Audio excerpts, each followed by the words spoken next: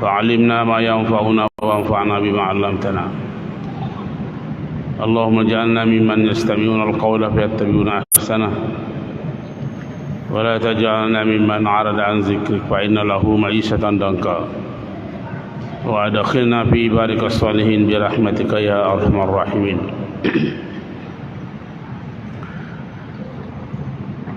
Jamaah maghrib yang dirahmati oleh Allah Subhanahu wa taala. Alhamdulillah, kembali lagi pada malam hari ini kita berkenan duduk bersama untuk melanjutkan pengajian kita dalam materi tasawuf.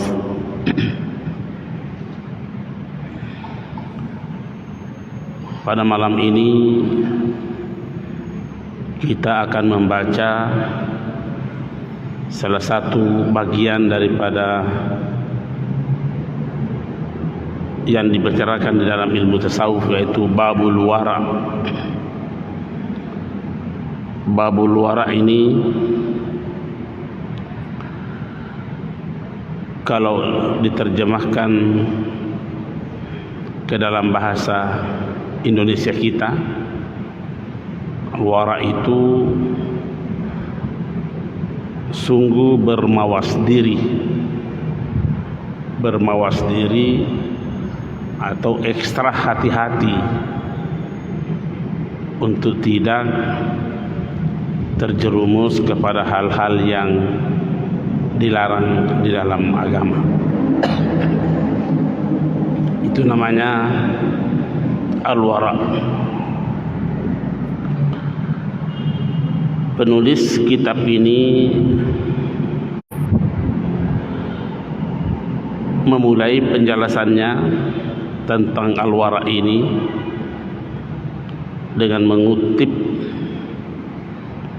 salah satu hadis dari Rasulullah sallallahu alaihi wasallam yang dikeluarkan oleh yang diriwayatkan oleh beberapa perawi. Ini hadis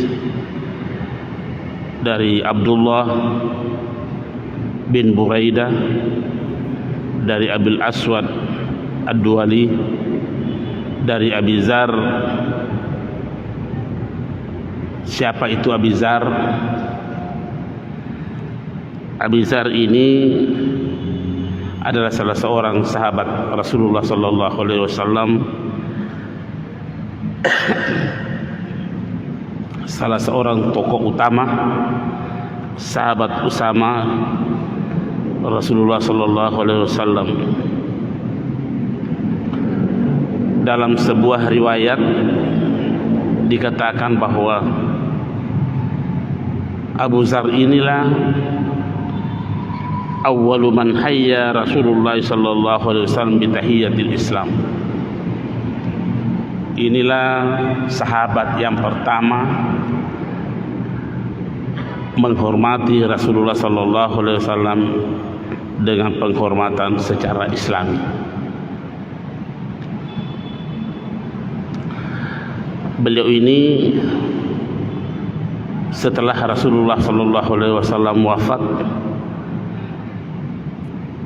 beliau berpindah ke Syam dan berdomisili di Damaskus.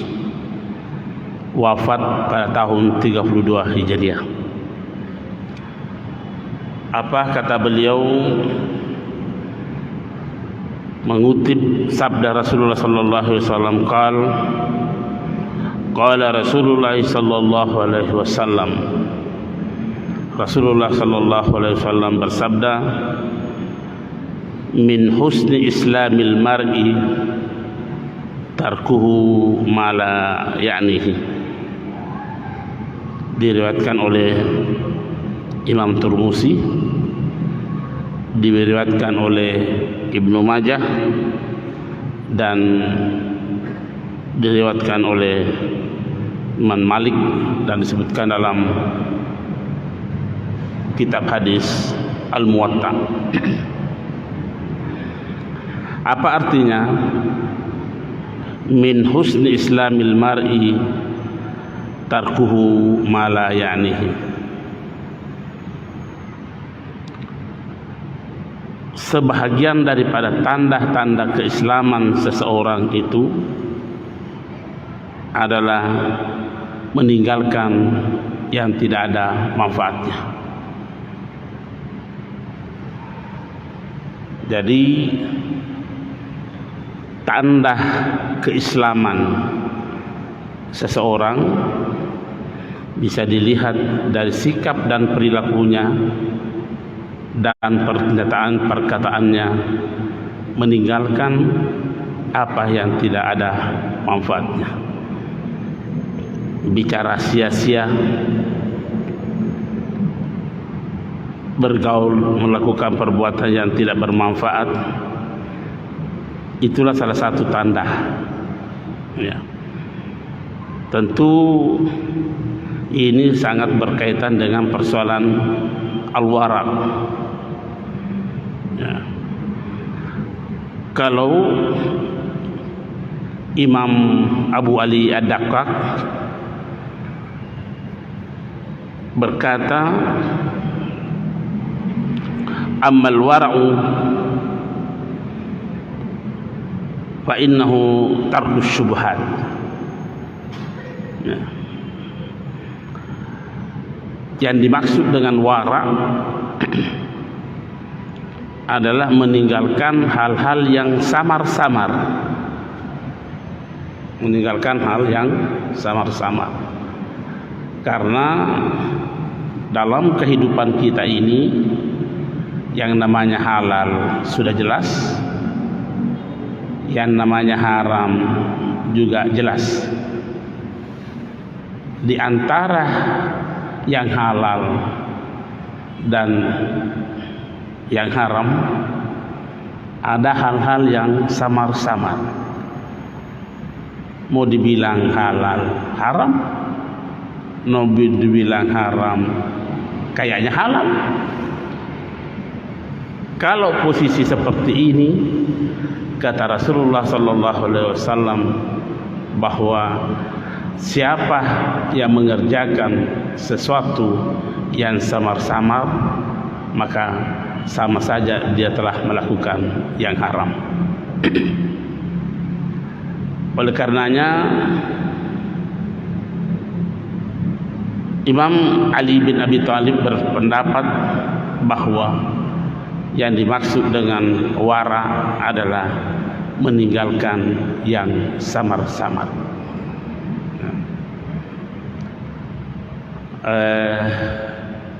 Kita bisa beri contoh barangkali, bisa beri contoh. Ini sudah sering saya ketengahkan di tengah-tengah jamaah. Tidak apa-apa kita ulangi-ulangi. Di kompleks sebuah perumahan ada pasum. Pasum itu namanya fasilitas umum. Fasilitas umum. Biasanya fasilitas umum itu ada tanah kosong. Ada tanah kosong. Ya. Nah, banyak orang yang memanfaatkan pasum ini, fasilitas umum ini, untuk menanam sayur-sayuran, menanam ubi, menanam mangga, macam-macam tanaman-tanaman yang memungkinkan bisa dimakan. Nah, pertanyaannya, apakah ini halal atau haram? Kalau dia halal, apa alasannya? Kalau dia haram, apa alasannya? Setidaknya ini adalah sesuatu yang samar-samar. Nah, mari kita lihat. Yang kita tanam itu, tanah yang kita tempati menanam sayur-sayuran di situ, siapa pemiliknya?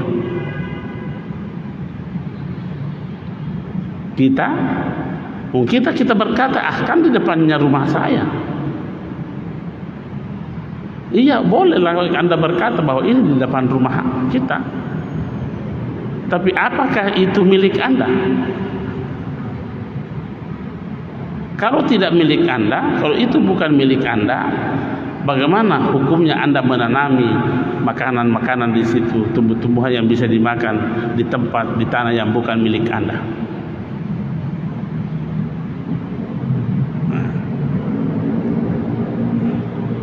Kan bisa kontroversi orang ini, itu halal.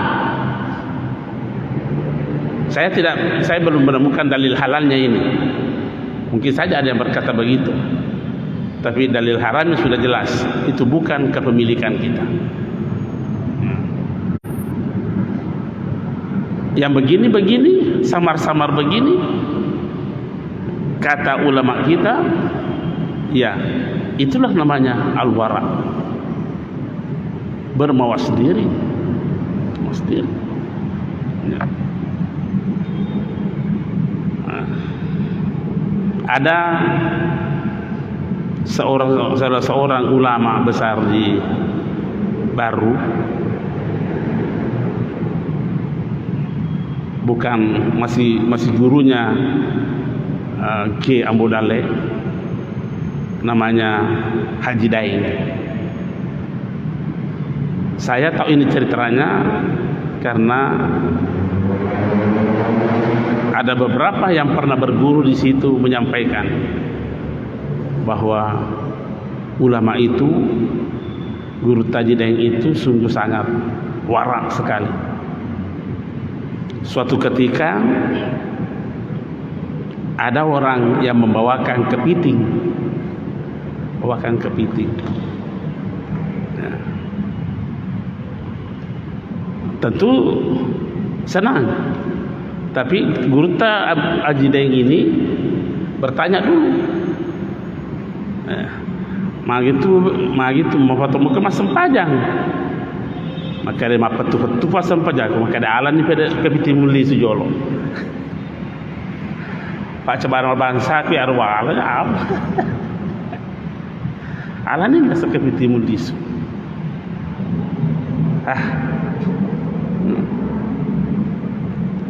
Saking hati-hatinya itu. Ada juga guru saya yang saya kenal, tapi sudah almarhum beliau. Dia menyatakan, kalau kamu ke pasar membeli daging, jangan pernah sentuh dagingnya orang itu. Kenapa? Karena boleh jadi saat kamu menawar menyentuh dagingnya orang, ada daging yang melengket di sini, dan itu bagian berapa berat timbangannya itu, dan Anda bawa pergi.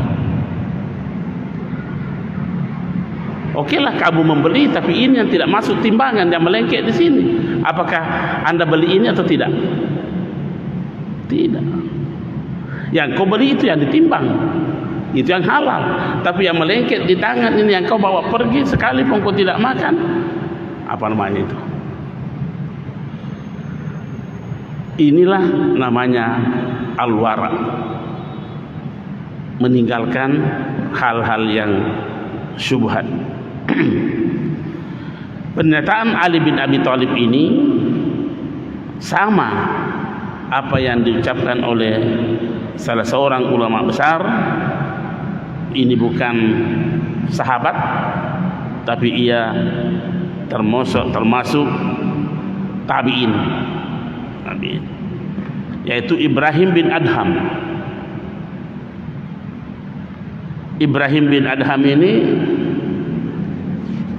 kelahirannya tahun 102 Hijriah. Ya, mungkin seletinglah Imam Malik. Seleting Imam Malik ini, Ibrahim bin Adham. Dan dia terkenal sebagai seorang sufi besar. Apa dia katakan? Al-wara'u, wara' itu adalah tarku kulli syubhah, meninggalkan semua yang dikategorikan sebagai perkara-perkara syubhat. Perkara-perkara syubhat. Dan meninggalkan semua yang tidak ada manfaatnya. Apa itu? Huwa tarkul fadalat. Meninggalkan semua yang tidak ada faedahnya. Nah, sekarang ini dalam kehidupan sosial kita sungguh terlalu banyak di hadapan kita hal-hal yang samar-samar. Ya. Contohnya sekarang ini kita kan banyak memegang HP. Ya. Ketika ada seseorang yang memposting sebuah fitnah, itu kan banyak begitu. Dan kita tidak tahu apa fitnah itu atau apa, atau kebohongan. Dengan gampang kita juga meneruskan, memforward kepada yang lain lagi. Apakah kita tidak termasuk penyebar kebohongan? Kalau Anda mengatakan, oh saya tidak masuk karena bukan saya yang lakukan, tetapi kita kena dalil, Anda juga terlibat di situ, berarti samar-samar. Kalau samar-samar sama saja dengan melakukan yang haram. Jadi tidak semua yang kita dengar itu harus kita sebarkan, harus kita sampaikan. Kata hadis Rasulullah sallallahu alaihi wasallam, kafa bil mar'i kasiban. Kafa bil mar'i kasiban ay yuhaddithahu kullama sami'ahu. Cukuplah seseorang bisa dikatakan sebagai pembohong adalah membicarakan semua yang ia dengar. Jadi kalau terlalu gampang kita memforward begitu, kan sekarang gampang sekali masuk di HP kita itu hal-hal yang seperti itu. Wah, dengan menyebarkan ini, jangan-jangan kita termasuk sebagai penyebar fitnah, penyebar kebohongan. Ini kita menganggap biasa yang begini-begini ini. Makanya Imam Ibrahim bin Adham ini menegaskan bahwa salah satu bentuk model kehidupan yang wara adalah meninggalkan yang tidak ada manfaatnya.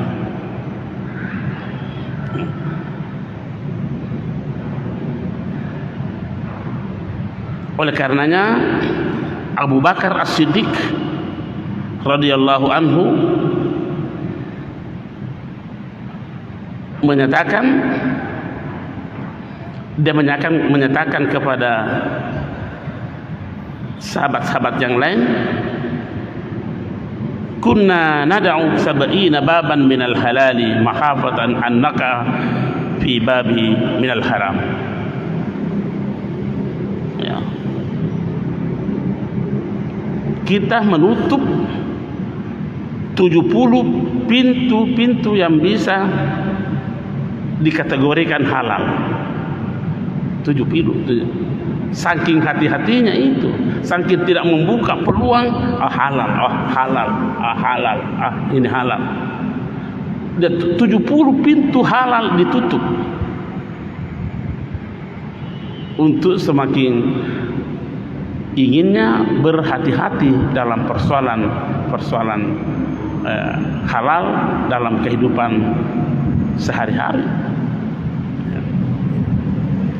Baru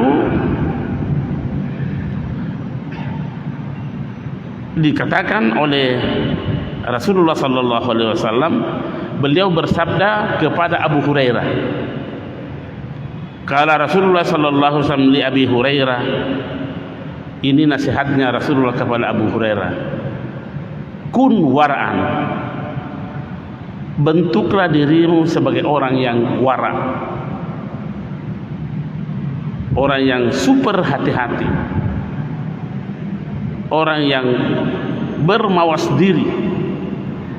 Kun wara'an takun a'badan nasi, niscaya kamu akan menjadi ahli ibadah melebihi orang-orang lain. Jadi kalau kita mau menjadi a'badan nasi, ahli ibadah yang sesungguhnya di atas rata-rata, jadilah orang wara. Jadilah orang wara.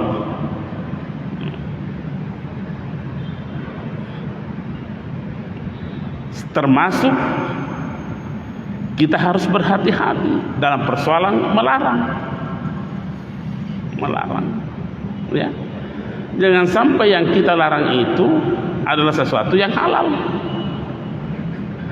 Hanya karena kebodohan kita,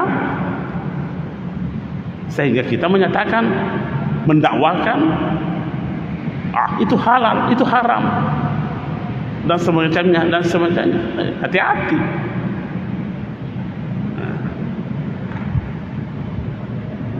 Ini nasihat-nasihat Rasulullah Sallallahu Alaihi Wasallam semuanya, sekalipun kepada Abi Hurairah, tetapi tentu yang dimaksudkan adalah untuk kita semua ini.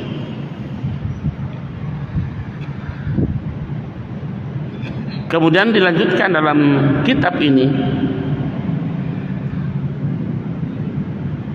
penulis kitab ini mengatakan, sami'tu Syekh Aba Abdurrahman As-Silmi. Saya katanya mendengar ada salah seorang ulama namanya Abu Abdurrahman As-Silmi. Apa dia katakan? Yaqulu sami'tu Abul Abbas Al-Baghdadi. Dia mendengar Abul Abbas Al-Baghdadi yaqul, berkata, saya mendengar Ja'far bin Muhammad. Saya mendengar Ja'far bin Muhammad yaqul, berkata, saya mendengar Imam Al-Junaid Al-Baghdadi berkata, saya mendengar Sirrus Sakati. Jadi ini pernyataan ini turun temurun, jadi bisa dijamin akurasinya pernyataan ini, karena saya mendengar ini dari sini, dia mendengar di sini, berkata dia mendengar di sini, sampai kepada Sirrus Sakati. Sirrus Sakati ini hubungannya Sirrus Sakati dengan Junaid Al-Baghdadi adalah Imam Junaid Al-Baghdadi kemenakan daripada Sirrus Sakati, ya, kemenakan. Ini posisinya posisi tabi'in. Nah, kalau kita mau menelusuri gurunya ini, Imam Junaid Al-Baghdadi dalam bidang tasawuf, salah satu jalurnya Imam Junaid Al-Baghdadi ini belajar dari Sirrus Sakati. Sirrus Sakati ini belajar dari Daud At-Ta'i, Ma'ruf Al-Karahi. Ma'ruf Al-Karahi belajar dari Daud At-Ta'i. Daud At-Ta'i ini belajar dari Habib Al-Ajami. Habib Al-Ajami ini belajar dari Hasan Bisri. Hasan Bisri ini belajar dari Hasan dan Husain. Hasan dan Husain ini belajar dari Ali. Ali ini belajar dari Rasulullah Sallallahu Alaihi Wasallam. Inilah yang mengeluarkan pernyataan. Sami'tu Sirrus yaqul, ada 4 orang yang dia kenal sebagai ahli wara di zamannya, tentu saja di zamannya. Siapa itu? Yang pertama Huzaifah Al-Murta'ish. Ini salah seorang ahli wara yang diakui oleh Syirus Sakati. Syirus Sakati saja tingkat kewaraannya luar biasa. Bagaimana tingkat kewaraannya Syirus Sakati? Sudah pernah saya sampaikan ini kisahnya beliau itu. Saking hati-hatinya, pernah mengucapkan ucapan yang benar menurut kita, tapi dia menyesal 30 tahun. Bagaimana kisahnya? Kisahnya ketika kota Baghdad kebakaran total, seluruh hancur kota Baghdad. Tersisa tokohnya beliau ini yang tidak dilalap api. Tersisa satu tokoh. Tokohnya ini Imam Syirus Sakati. Ada orang datang melapor, Syekh, kebakaran kota Baghdad. Sang Syekh menjawab, jadi bagaimana? Dia bilang, beliau mengatakan, yang membawa berita ini mengatakan, ada di satu toko yang selamat. Siapa itu? Tokota Syekh. Secara spontan Syirus Sakati mengatakan alhamdulillah. Begitu mengucapkan alhamdulillah, dia menyesal 30 tahun. Orang bertanya, Syekh ini kenapa menyesal begitu, Syekh? Dia bilang, tahu enggak? Ketika saya mengucapkan alhamdulillah di tengah-tengah kehancurannya penduduk, sepertinya saya mengatakan untung saya, biar mereka seperti itu. Coba. Mengucapkan ucapan yang benar menurut tingkatan kita, tapi menurut Imam Syirus Sakati sudah satu pelanggaran besar. Nah, inilah orang sudah sekian tinggi waraknya, ada 4 orang diakui kewaraannya, dia tidak masukkan dirinya. Dia tidak masukkan dirinya. Bayangkan kalau orang seperti itu yang mengakui kewaraan kita, Masya Allah. Nah, siapa itu?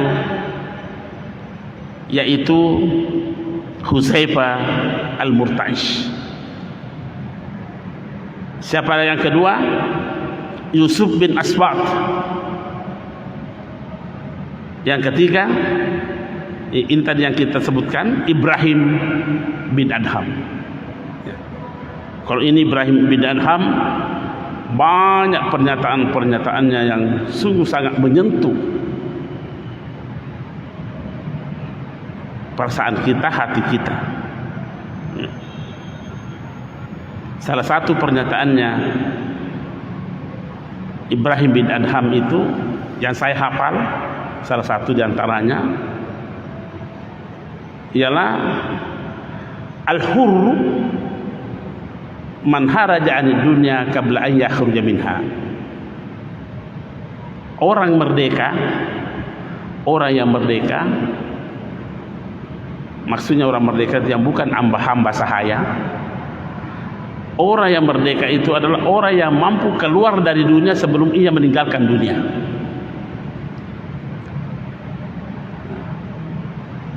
Ia mampu keluar dari dunia sebelum ia meninggalkan dunia. Seperti itu mampu dia lihat.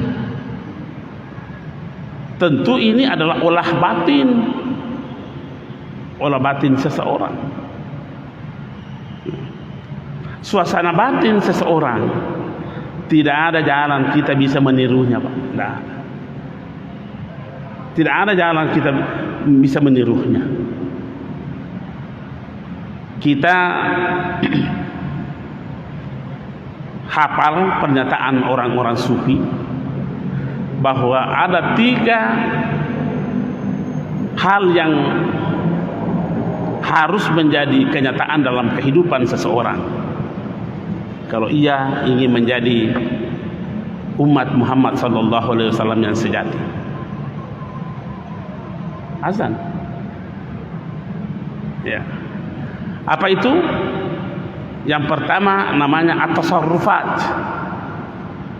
at-tasarrufat. Apa yang dimaksud dengan at-tasarrufat? At-tasarrufat itu adalah amalan fisik, amalan tubuh, amalan material, ya, anggota tubuh. Contohnya makan. Gerakan tubuhnya itu adalah mengambil nasi, kemudian membawa ke mulutnya dan mengunyah. Itu namanya amalan anggota tubuh. Amalan anggota tubuh. Manusia tidak cukup hanya di itu. Manusia tidak cukup hanya bekerja itu anggota tubuhnya, tetapi harus meningkat kepada yang kedua, namanya al-akhlak. Al-akhlak ini artinya adalah nilai yang ada pada perilaku orang itu, tata keramahnya. Antara lain ada persoalan makan, nilainya itu aja mau lonceng ambil anunya orang di depannya orang, itu tata keramahnya. Atau jangan bicara pada saat makan, atau berdoa sebelum makan. Itu akhlaknya itu. Semua yang pertama at-tasarrufat dan akhlak ini masih bisa kita menirunya, masih bisa kita tiru orang. Kalau orang ambil nasi, ambil tongki. Kalau orang diam tongki, masih bisa ditiru. Tapi satu hal yang tidak ada jalan untuk menirunya adalah al-ahwal, suasana batin seseorang. Tidak ada jalan kita mau menirunya. Tidak mungkin.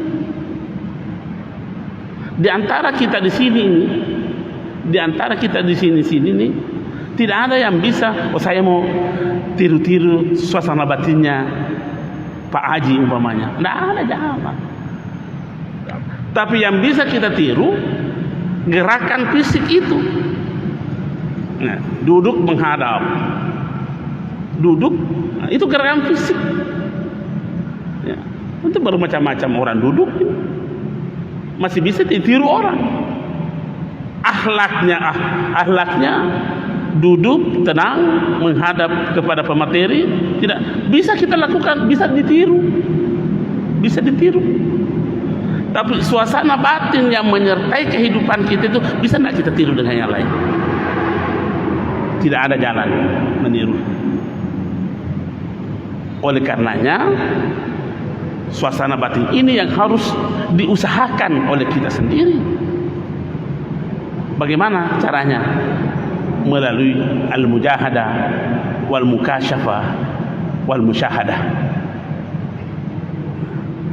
Ini untuk melahirkan sifat sikap al-wara' dalam kehidupan kita. Al-mujahadah itu artinya kesungguhan secara maksimal, kesungguhan, bersungguh-sungguh. Al-mukasyafah itu adalah tersingkapnya hambatan-hambatan secara spiritual. Kalau hambatan secara fisik itu namanya mujahadah. Ya, umpamanya hambatan macet. Umpamanya saya dari rumah ke sini, dari rumah saya Gunung Sari ke sini, boleh saja saya menghadapi hambatan macet. Itu yang dipakai mengal mujahadah, kesungguhan. Nah, kalau al-mukasyafah, ini ilustrasi saja, ini saya sampaikan kepada kita. Al-mukasyafah itu adalah tersingkapnya hijab-hijab yang bisa menutup terang benderangnya tujuan hidup kita. Contohnya saya ilustrasikan tadi, ini berjalan ini. Dari rumah saya ke sini, tersingkap dengan bebas, dengan jelas, dengan nyata Masjid Raya. Sekalipun mobil saya mungkin masuk Petarani, baru masuk Abdul dari Surah, tidak bisa saya hilang, tidak bisa saya tersesat karena tersingkap semua.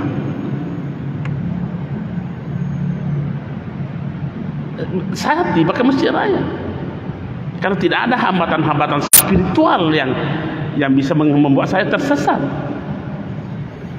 Nah, apakah dalam kehidupan kita ini, khususnya dalam kehidupan yang bisa mengantar kita kepada kesucian ini, tersingkapkah kebenaran-kebenaran itu?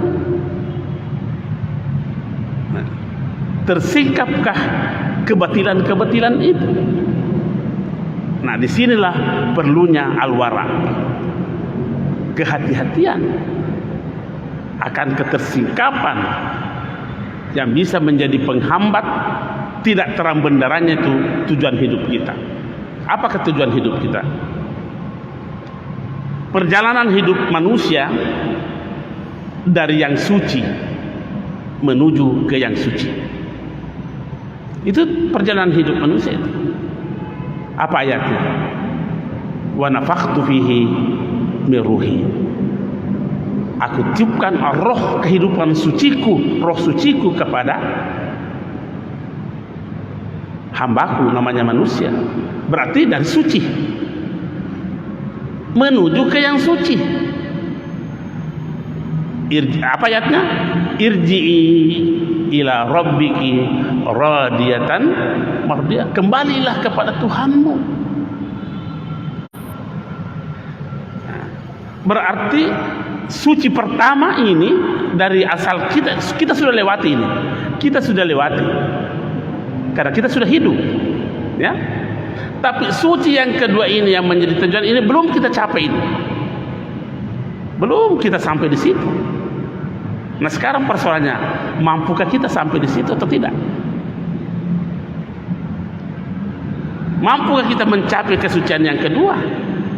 Karena antara kesucian pertama dan kesucian kedua, berfluktuatif itu.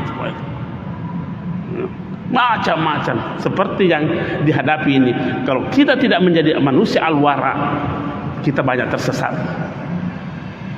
Dan tidak tersesat, tidak bisa sampai kepada yang kita tuju, itu yang suci. Kalau persoalan suci pertama semua sudah lewati, buktinya hidup. Tapi suci yang kedua, ada jaminan tidak kita bisa mencapainya itu?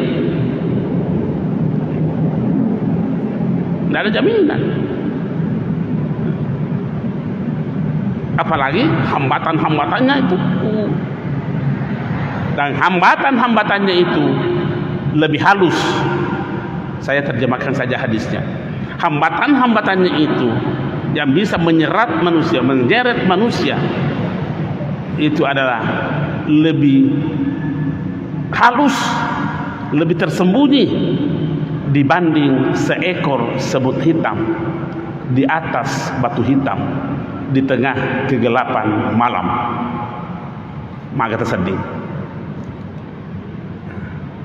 Lebih terodoh. Jadi kalau bukan al-wara, kita bentuk sikap kita menjadi sikap al-wara, banyak sarang semut hitam yang kita duduki. Itu hadis itu. Dan itu guru saya itu menjamin keabsahan hadis ini. Dan ini hadis sudah kurang lebih 40 tahun yang lalu saya hafal ini, tidak bisa saya lupa.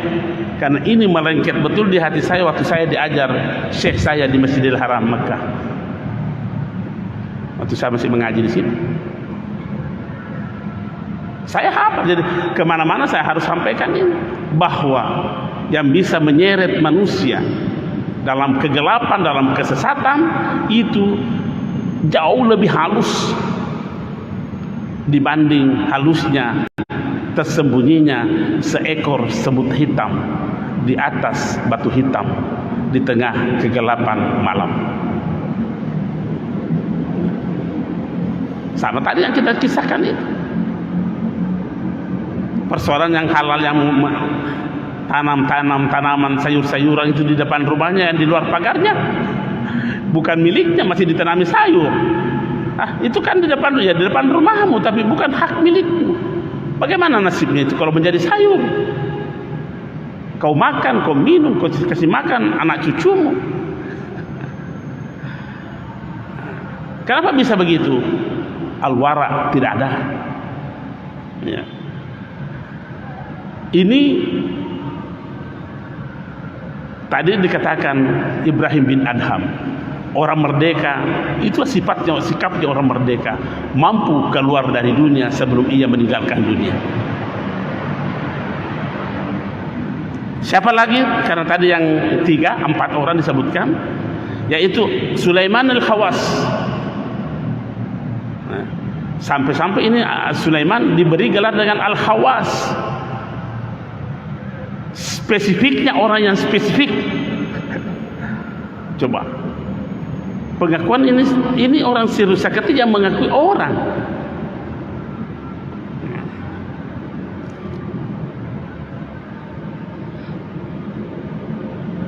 Fanadaru fil wara'i. Mereka ini memandang yang namanya al-wara' itu adalah falamma daqat alaihimul umur faza'u ila taqallul. Ya. Orang yang memiliki sifat wara', menurut ini ulama-ulama yang ditunjuk oleh Sirusakati ini adalah ketika urusan-urusan kehidupannya menjadi berat, kelihatannya berat, fasa'u ila takallul, gampang dia kasih ringan. Kasih ringan. Orang yang memiliki sifat al-wara. Itu pernyataannya ulama-ulama sufi yang ditunjuk oleh Imam Sirusakati. Ketika permasalahan kehidupannya muncul, mereka gampang menemukan jalan keluarnya. Kalau Ibnu Arabi berkata begini, man akhlasa takhallasa. Itu. Man akhlasa takhallasa. Siapa yang mampu memiliki sifat ikhlas, maka ia akan keluar dari seluruh permasalahan kehidupan yang ada.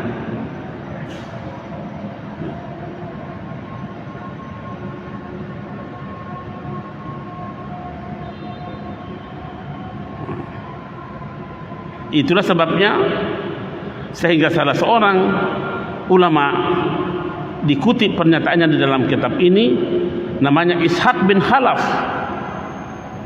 Apa dia katakan? Utsman bin Khalafin, al-wara al-mantiq, secara logika namanya al-wara itu asyaddu minhu min fi zahabi wal fiddah, lebih dahsyat dibanding emas dengan perak. Saking berharganya ini. Tapi memang mahal ini, wara ini mahal. Tapi ini Tommy yang banyak kita tinggalkan, karena kita banyak memandang enteng. Contoh saja, kita banyak pandang enteng ini. Ada punya kesempatan kita untuk mendapatkan kemuliaannya salat sunnah, tapi kita selalu berkata, sunnah ji, disalahi sih. Makanya Al-Quran juga mengatakan, fala tadlimu fihinna anfusakum, jangan menganiaya dirimu. Kenapa Al-Quran tidak mengatakan jangan menganiaya orang? Ternyata jauh lebih gampang kita menganiaya diri kita dibanding menganiaya orang lain. Boleh jadi. Mudah-mudahan tidak ada. Dari pagi belum ada orang kita aniaya, belum ada. Tapi mungkin kita sudah berkali-kali menganiaya diri kita. Makanya Allah mengatakan jangan menganiaya diri. Apa namanya menganiaya? Menganiaya kan tidak memberikan hak, mengurangi hak, antara lain itu. Nah sekarang hak-hak yang harus didapat oleh diri kita tentang kemuliaan-kemuliaan sunnah itu kita sudah berikan atau tidak? Mohon ini loncengnya. Saya kira nanti pertemuan lagi kita lanjutkan. Sekian dan terima kasih. Assalamualaikum warahmatullahi wabarakatuh.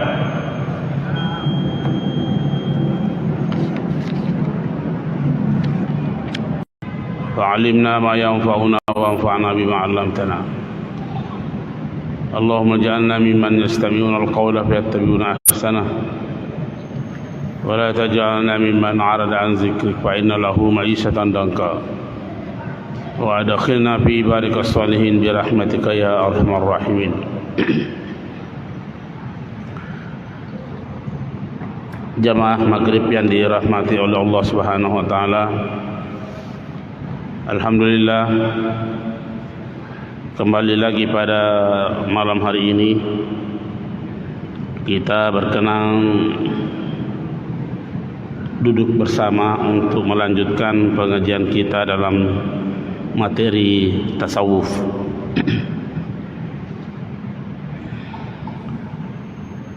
Pada malam ini kita akan membaca salah satu bagian daripada yang dibicarakan di dalam ilmu tasawuf, yaitu babul wara. Babul wara ini kalau diterjemahkan ke dalam bahasa Indonesia kita, wara itu sungguh bermawas diri atau ekstra hati-hati untuk tidak terjerumus kepada hal-hal yang dilarang di dalam agama. Itu namanya al-wara. Penulis kitab ini memulai penjelasannya tentang al-wara ini dengan mengutip salah satu hadis dari Rasulullah sallallahu alaihi wasallam yang dikeluarkan oleh yang diriwayatkan oleh beberapa perawi. Ini hadis dari Abdullah bin Buraidah, dari Abil Aswad Ad-Duwali, dari Abi Zar. Siapa itu Abi Zar? Abi Zar ini adalah salah seorang sahabat Rasulullah sallallahu alaihi wasallam, salah seorang tokoh utama, sahabat utama Rasulullah sallallahu alaihi wasallam. Dalam sebuah riwayat dikatakan bahwa Abu Zar inilah awwalu man hayya Rasulullah sallallahu alaihi wasallam bi tahiyyatil Islam. Inilah sahabat yang pertama menghormati Rasulullah sallallahu alaihi wasallam dengan penghormatan secara Islami.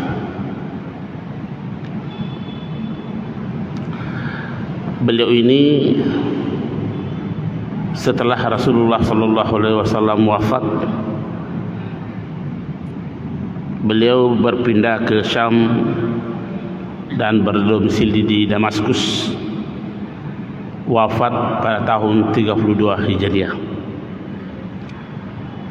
Apa kata beliau mengutip sabda Rasulullah sallallahu alaihi wasallam? Qala Rasulullah sallallahu alaihi wasallam. Rasulullah sallallahu alaihi wasallam bersabda,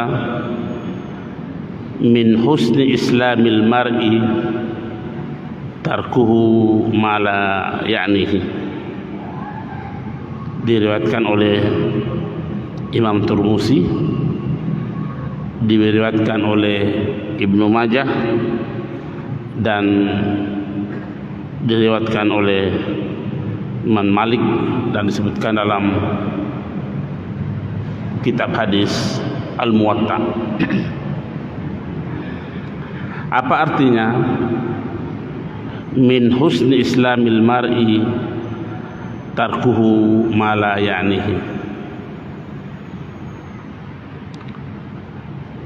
Sebahagian daripada tanda-tanda keislaman seseorang itu adalah meninggalkan yang tidak ada manfaatnya. Jadi tanda keislaman seseorang bisa dilihat dari sikap dan perilakunya dan pernyataan perkataannya, meninggalkan apa yang tidak ada manfaatnya. Bicara sia-sia, bergaul, melakukan perbuatan yang tidak bermanfaat, itulah salah satu tanda. Ya. Tentu ini sangat berkaitan dengan persoalan al-wara'. Ya.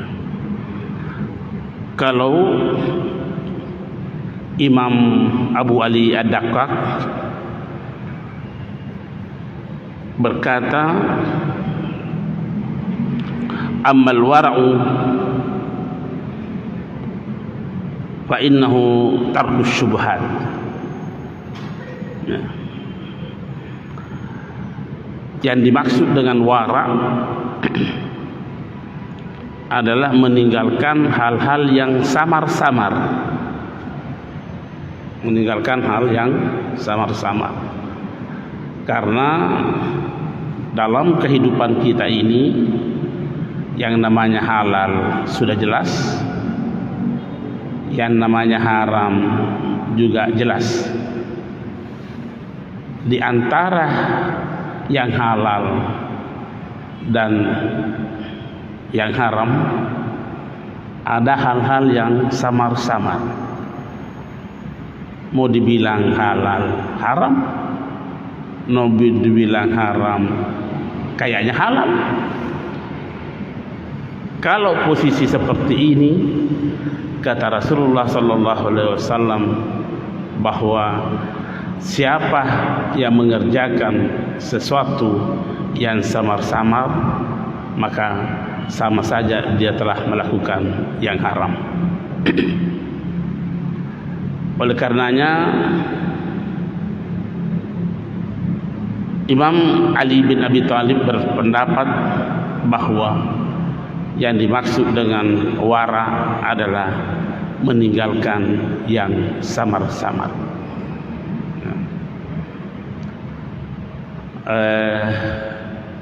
Kita bisa beri contoh, barangkali bisa beri contoh.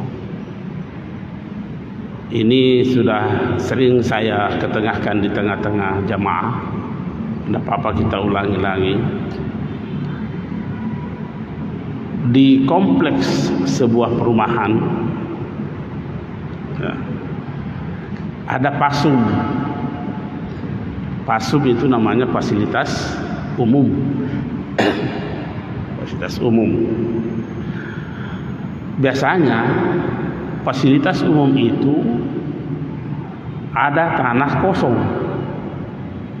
Ada tanah kosong. Ya.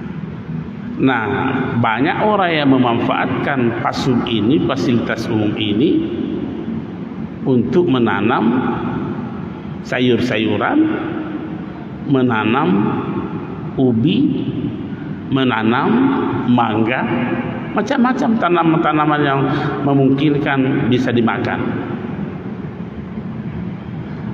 Nah, pertanyaannya, apakah ini halal atau haram? Kalau dia halal, apa alasannya? Kalau dia haram, apa alasannya? Setidaknya ini adalah sesuatu yang samar-samar.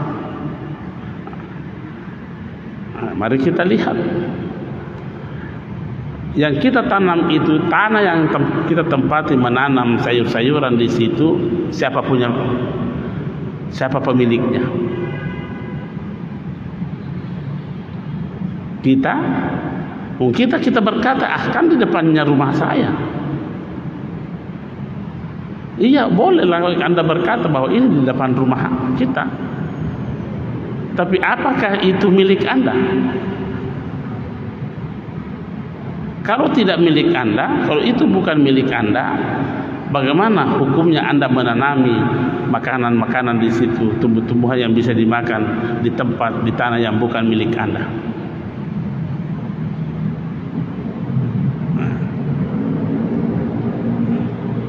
Kan bisa kontroversi orang ini, itu halal.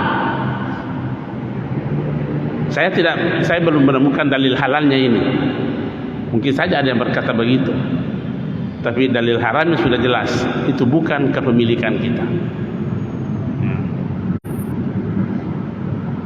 Yang begini-begini, samar-samar begini, kata ulama kita, ya itulah namanya al-wara, bermawas diri. Ya. Ada salah seorang ulama besar di Baru, bukan masih gurunya Ki Ambudale, namanya Haji Daeng. Saya tahu ini ceritanya karena ada beberapa yang pernah berguru di situ menyampaikan bahwa ulama itu, guru Haji Daeng itu sungguh sangat warak sekali. Suatu ketika ada orang yang membawakan kepiting, ya. Tentu senang. Tapi guru Haji Daeng ini bertanya dulu,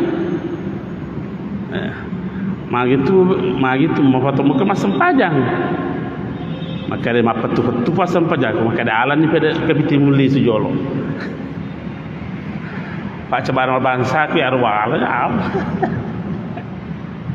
Alan ni masa kepiting muli su.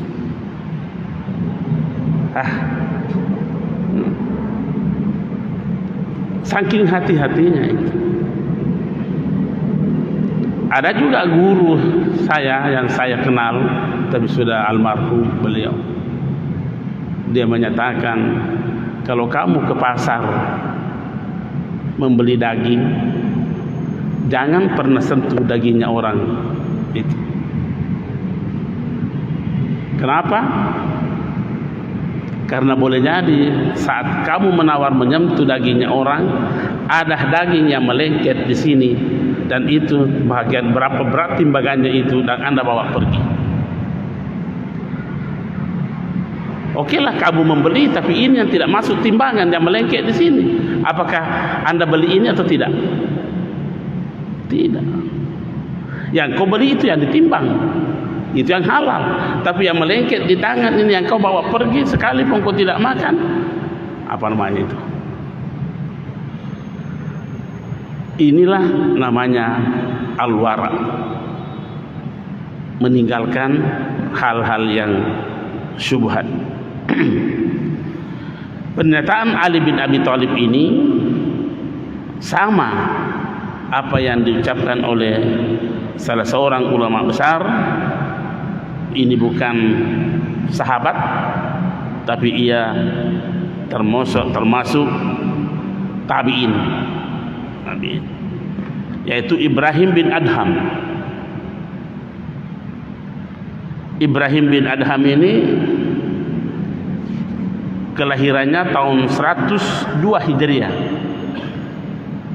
Ya, mungkin seletinglah Imam Malik.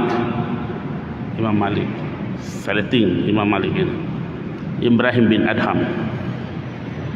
Dan dia terkenal sebagai seorang sufi besar.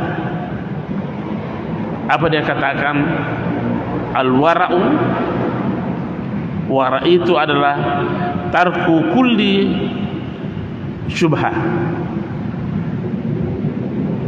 meninggalkan semua yang dikategorikan sebagai perkara-perkara syubhat, perkara-perkara syubhat,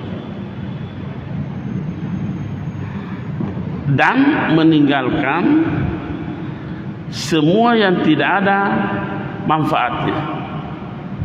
Apa itu? Huwa tarkul fadalat, meninggalkan semua yang tidak ada faedahnya. Nah, sekarang ini dalam kehidupan sosial kita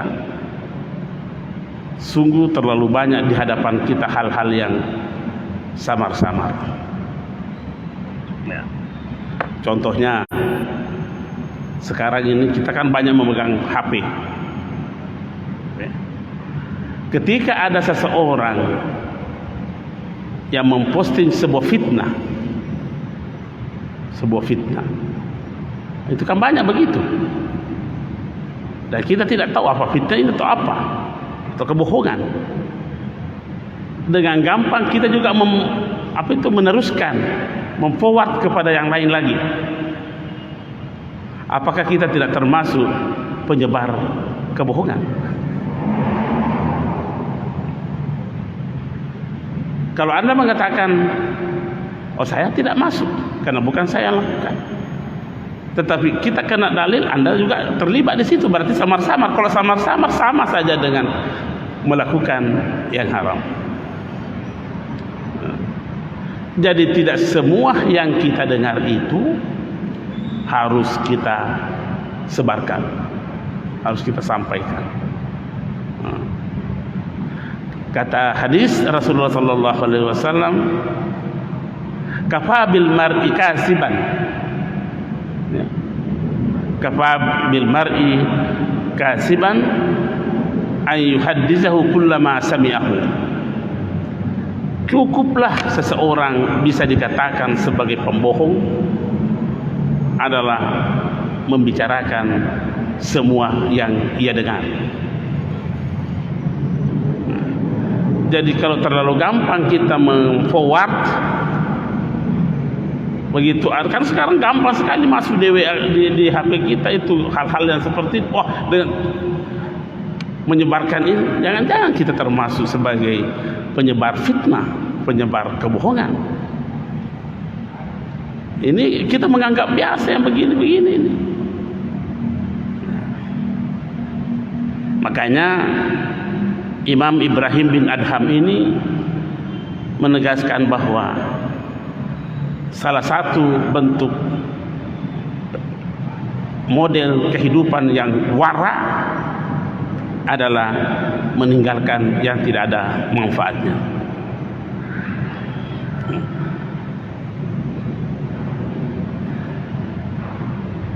Oleh karenanya Abu Bakar As-Siddiq radhiyallahu anhu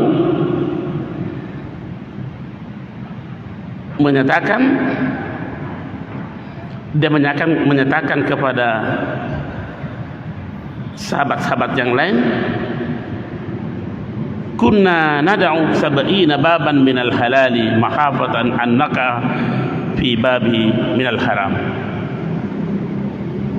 Ya. Kita menutup 70 pintu-pintu yang bisa dikategorikan halal. 70. Saking hati-hatinya itu, saking tidak membuka peluang halal, halal, ini halal. Dan 70 pintu halal ditutup untuk semakin inginnya berhati-hati dalam persoalan halal dalam kehidupan sehari-hari. Baru dikatakan oleh Rasulullah sallallahu alaihi wasallam beliau bersabda kepada Abu Hurairah. Kala Rasulullah sallallahu alaihi wasallam li Abi Hurairah, ini nasihatnya Rasulullah kepada Abu Hurairah. Kun wara'an, bentuklah dirimu sebagai orang yang wara, orang yang super hati-hati, orang yang bermawas diri. Kun wara'an takun a'badan nasi, niscaya kamu akan menjadi ahli ibadah melebihi orang-orang lain. Jadi kalau kita mau menjadi a'badan nasi, ahli ibadah yang sesungguhnya di atas rata-rata, jadilah orang wara. Jadilah orang wara.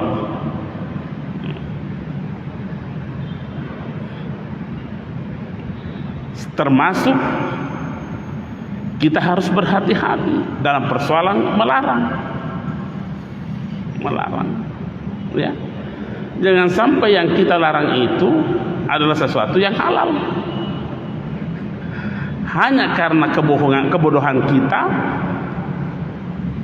sehingga kita menyatakan, mendakwakan, itu halal, itu haram, dan semacamnya. Hati-hati.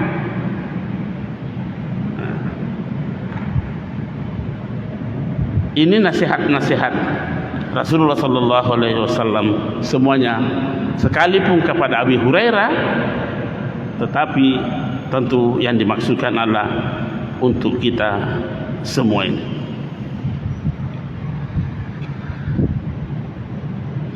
Kemudian dilanjutkan dalam kitab ini, penulis kitab ini mengatakan, sami'tu Syekh Aba Abdurrahman As-Silmi.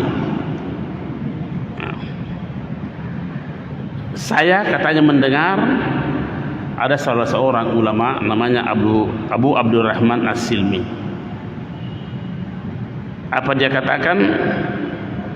Yaqulu sami'tu Abul Abbas Al-Baghdadi.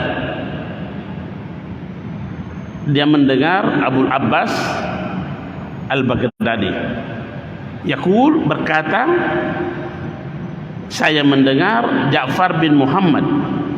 Saya mendengar Ja'far bin Muhammad yaqul, berkata, saya mendengar Imam Al-Junaid Al-Baghdadi berkata, saya mendengar Sirrus Sakati.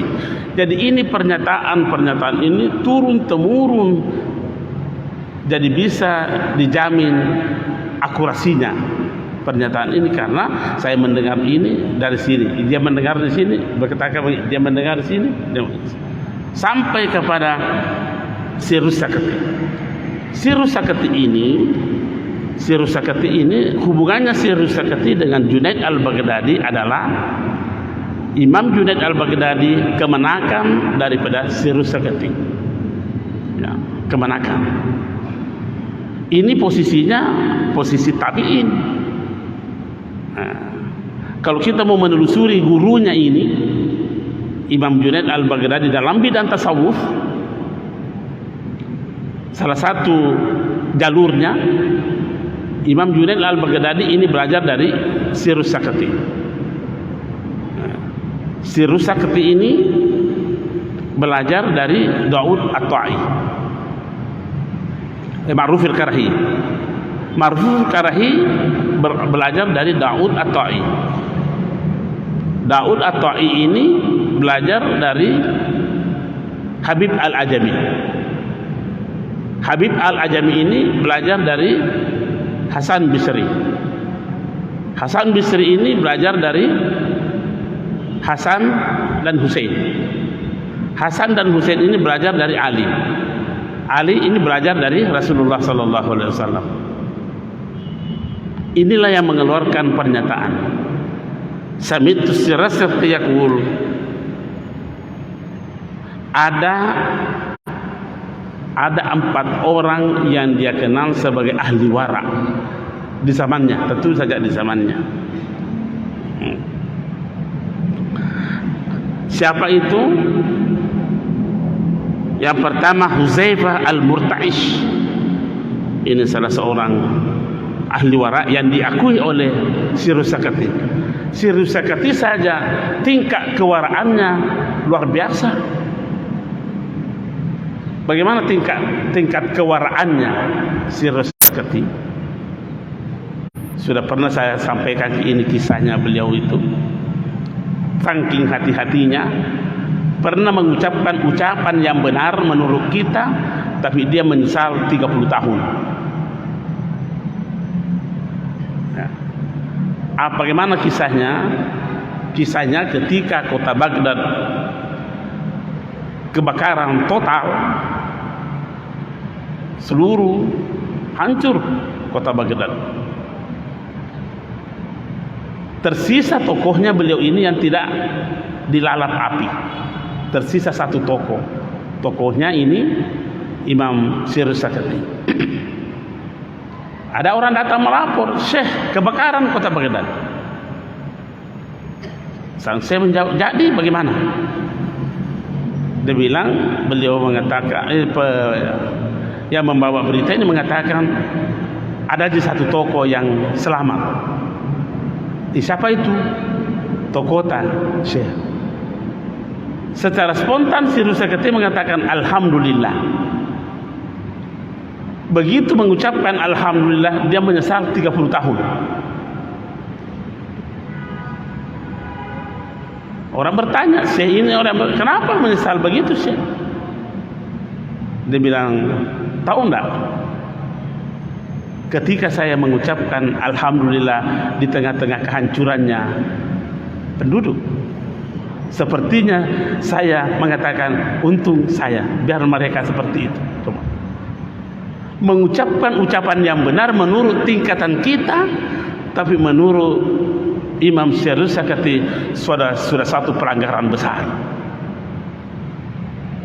Nah, inilah orang sudah sekian tinggi waraknya, ada 4 orang diakui kewaraannya, dia tidak masukkan dirinya.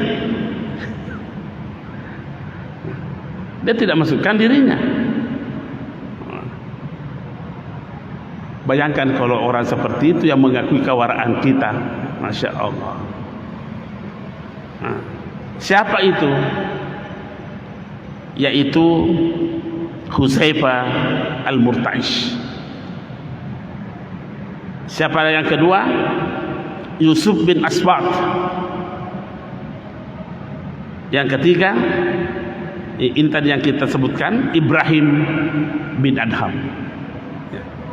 Kalau ini Ibrahim bin Adham, banyak pernyataan-pernyataannya yang sungguh sangat menyentuh perasaan kita, hati kita. Ya. Salah satu pernyataannya Ibrahim bin Adham itu yang saya hafal, salah satu diantaranya ialah al-hurru man haraja 'anid dunya qabla an yakhruja minha. Orang merdeka, orang yang merdeka, maksudnya orang merdeka yang bukan hamba-hamba sahaya. Orang yang merdeka itu adalah orang yang mampu keluar dari dunia sebelum ia meninggalkan dunia.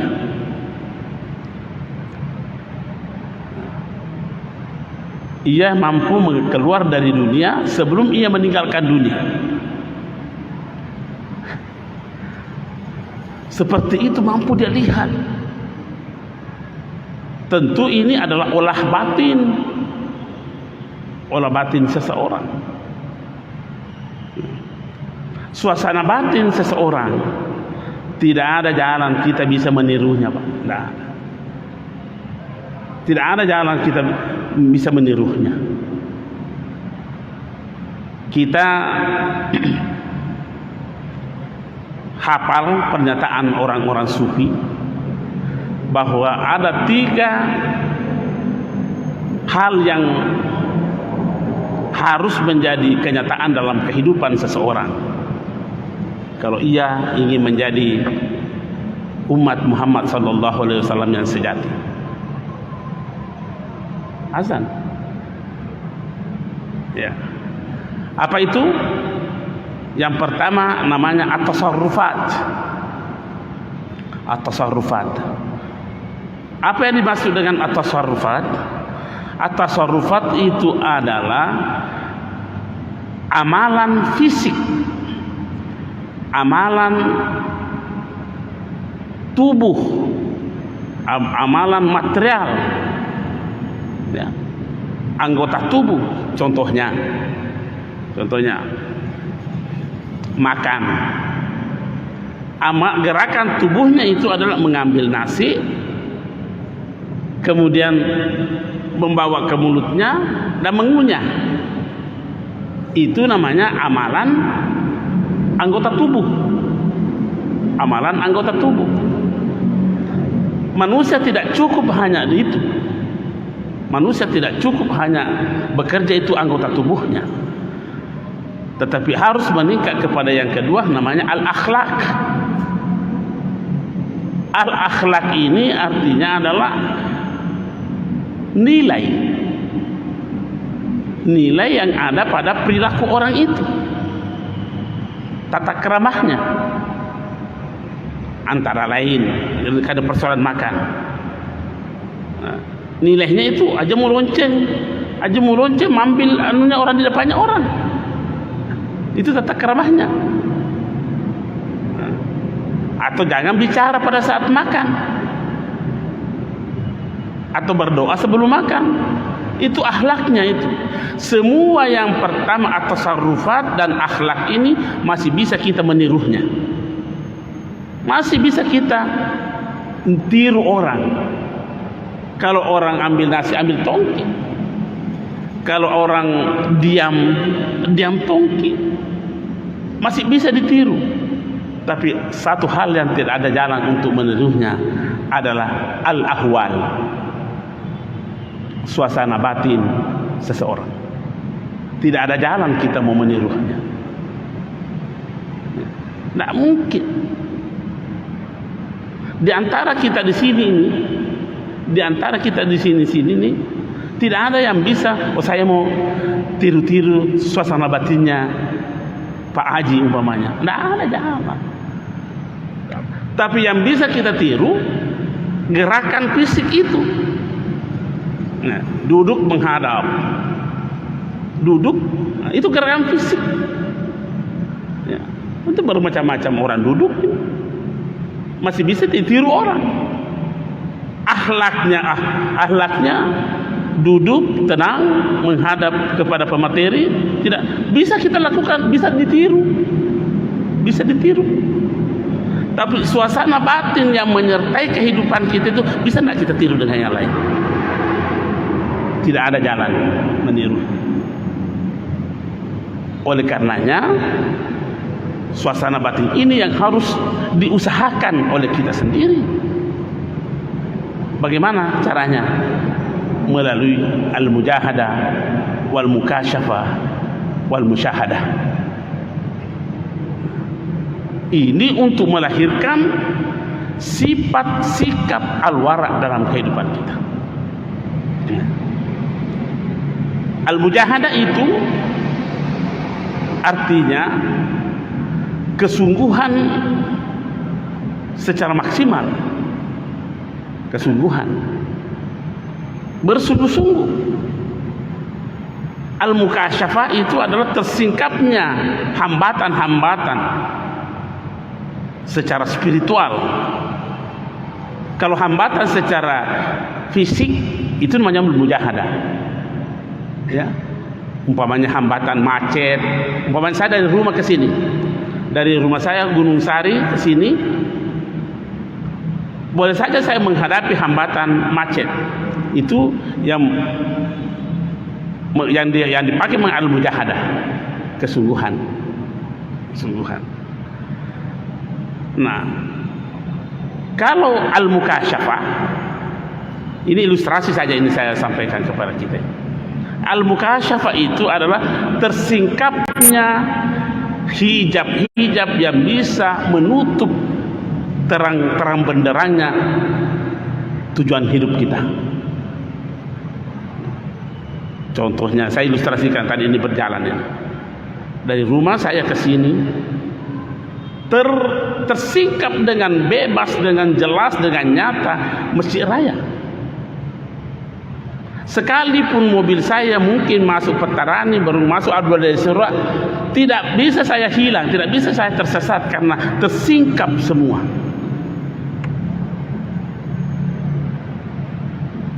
Saya tiba ke Masjid Raya karena tidak ada hambatan-hambatan spiritual yang bisa membuat saya tersesat. Nah, apakah dalam kehidupan kita ini, khususnya dalam kehidupan yang bisa mengantar kita kepada kesucian ini, tersingkapkah kebenaran-kebenaran itu?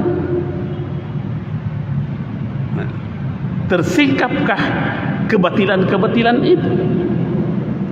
Nah, disinilah perlunya al-wara, kehati-hatian akan ketersingkapan yang bisa menjadi penghambat tidak terang benderangnya itu tujuan hidup kita. Apakah tujuan hidup kita? Perjalanan hidup manusia dari yang suci menuju ke yang suci. Itu perjalanan hidup manusia itu. Apa ayatnya? Wa nafakhtu fihi min ruhi. Aku tiupkan roh kehidupan suciku, roh suciku kepada hambaku namanya manusia. Berarti dari suci menuju ke yang suci. Apa ayatnya? Irji'i ila rabbiki radiyatan mardiyah. Kembalilah kepada Tuhanmu. Berarti suci pertama ini dari asal kita sudah lewati ini. Kita sudah lewati. Karena kita sudah hidup. Ya. Tapi suci yang kedua ini yang menjadi tujuan ini belum kita capai ini. Belum kita sampai di situ. Nah, sekarang persoalannya, mampukah kita sampai di situ atau tidak? Mampukah kita mencapai kesucian yang kedua? Karena antara kesucian pertama dan kesucian kedua, berfluktuatif itu. Macam-macam seperti yang dihadapi ini. Kalau kita tidak menjadi manusia al-wara, kita banyak tersesat. Dan tidak tersesat, tidak bisa sampai kepada yang kita tuju, itu yang suci. Kalau persoalan suci pertama semua sudah lewati, buktinya hidup. Tapi suci yang kedua, ada jaminan tidak kita bisa mencapainya itu? Tidak ada jaminan. Apalagi hambatan-hambatannya itu. Dan hambatan-hambatannya itu lebih halus. Saya terjemahkan saja hadisnya. Hambatan-hambatannya itu yang bisa menyerat manusia, menyeret manusia, itu adalah lebih halus, lebih tersembunyi dibanding seekor semut hitam di atas batu hitam di tengah kegelapan malam. Maka tersedih. Lebih terodoh. Jadi kalau bukan al-wara, kita bentuk sikap kita menjadi sikap al-wara, banyak sarang semut hitam yang kita duduki. Itu hadis itu. Dan itu guru saya itu menjamin keabsahan hadis ini. Dan ini hadis sudah kurang lebih 40 tahun yang lalu saya hafal ini, tidak bisa saya lupa. Karena ini melengket betul di hati saya waktu saya diajar syekh saya di Masjidil Haram Mekah. Waktu saya masih mengaji di sini. Saya hafal, jadi kemana-mana saya harus sampaikan ini. Bahwa yang bisa menyeret manusia dalam kegelapan, dalam kesesatan, itu jauh lebih halus dibanding halusnya, tersembunyinya seekor semut hitam di atas batu hitam di tengah kegelapan malam. Sama tadi yang kita kisahkan itu. Persoalan yang halal yang tanam tanaman sayur-sayuran itu di depan rumahnya yang di luar pagarnya, bukan miliknya, masih ditanami sayur. Itu kan di depan rumahmu, tapi bukan hak milikmu. Bagaimana nasibnya itu kalau menjadi sayur? Kau makan, kau minum, kau kasih makan anak cucumu. Kenapa bisa begitu? Al-wara tidak ada. Ya. Ini tadi dikatakan Ibrahim bin Adham, orang merdeka. Itulah sikapnya orang merdeka, mampu keluar dari dunia sebelum ia meninggalkan dunia. Siapa lagi? Karena tadi yang 4 orang disebutkan, yaitu Sulaiman al-Khawas. Sampai-sampai ini Sulaiman diberi gelar dengan al-Khawas. Spesifiknya orang yang spesifik. Coba.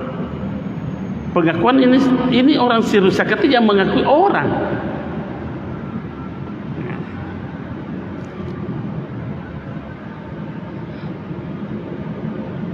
Fanadharu fil wara'i, mereka ini memandang yang namanya al-wara' itu adalah falamma daqat alaihimul umur faza'u ila taqallul. Ya. Orang yang memiliki sifat wara', orang yang memiliki sifat wara' menurut ini ulama-ulama yang ditunjuk oleh Sirusakati ini adalah ketika urusan-urusan kehidupannya menjadi berat, kelihatannya berat, fasa'u ila takallul, gampang dia kasih ringan. Kasih ringan. Orang yang memiliki sifat al-wara'. Itu pernyataannya ulama-ulama sufi yang ditunjuk oleh Imam Sirusakati. Ketika permasalahan kehidupannya muncul, mereka gampang menemukan jalan keluarnya. Kalau Ibnu Arabi berkata begini, man akhlasa takhallasa. Itu. Man akhlasa takhallasa. Siapa yang mampu memiliki sifat ikhlas, maka ia akan keluar dari seluruh permasalahan kehidupan yang ada.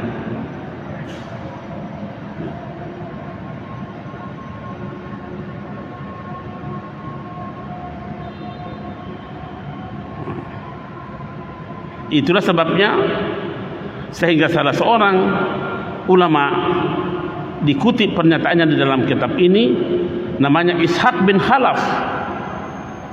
Apa dia katakan? Utsman bin Khalaf ini al-wara al-mantiq, secara logika namanya al-wara itu asyaddu minhu min fi zahabi wal fiddah, lebih dahsyat dibanding emas dengan perak. Saking berharganya ini. Tapi memang mahal ini, wara ini mahal. Tapi ini Tommy yang banyak kita tinggalkan, karena kita banyak memandang enteng. Contoh saja, kita banyak pandang enteng ini.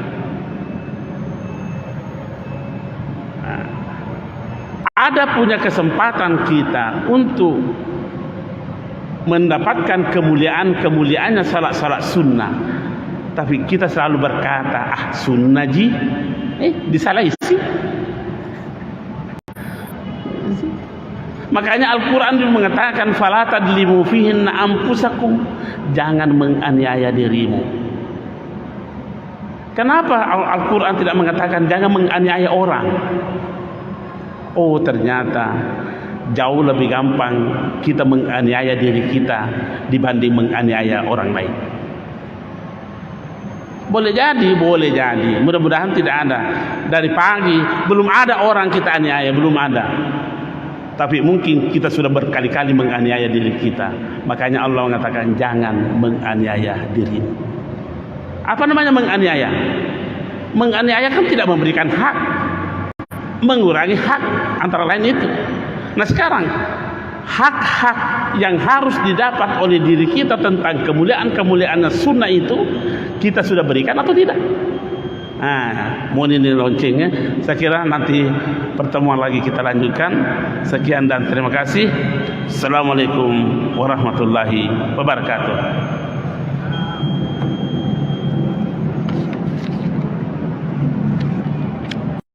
Fa'alimna ma yanfa'una wanfa'na bima 'allamtana. Allahumma ij'alna mimman yastami'una al-qawla fayattabi'una ahsanah. ولا تجعلنا ممن عرض عن ذكرك فإن له معيشة ضنكا وأدخلنا في عبادك الصالحين برحمتك يا أرحم الراحمين.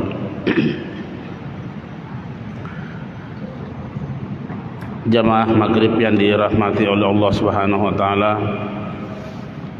alhamdulillah kembali lagi pada malam hari ini kita berkenan duduk bersama untuk melanjutkan pengajian kita dalam materi tasawuf.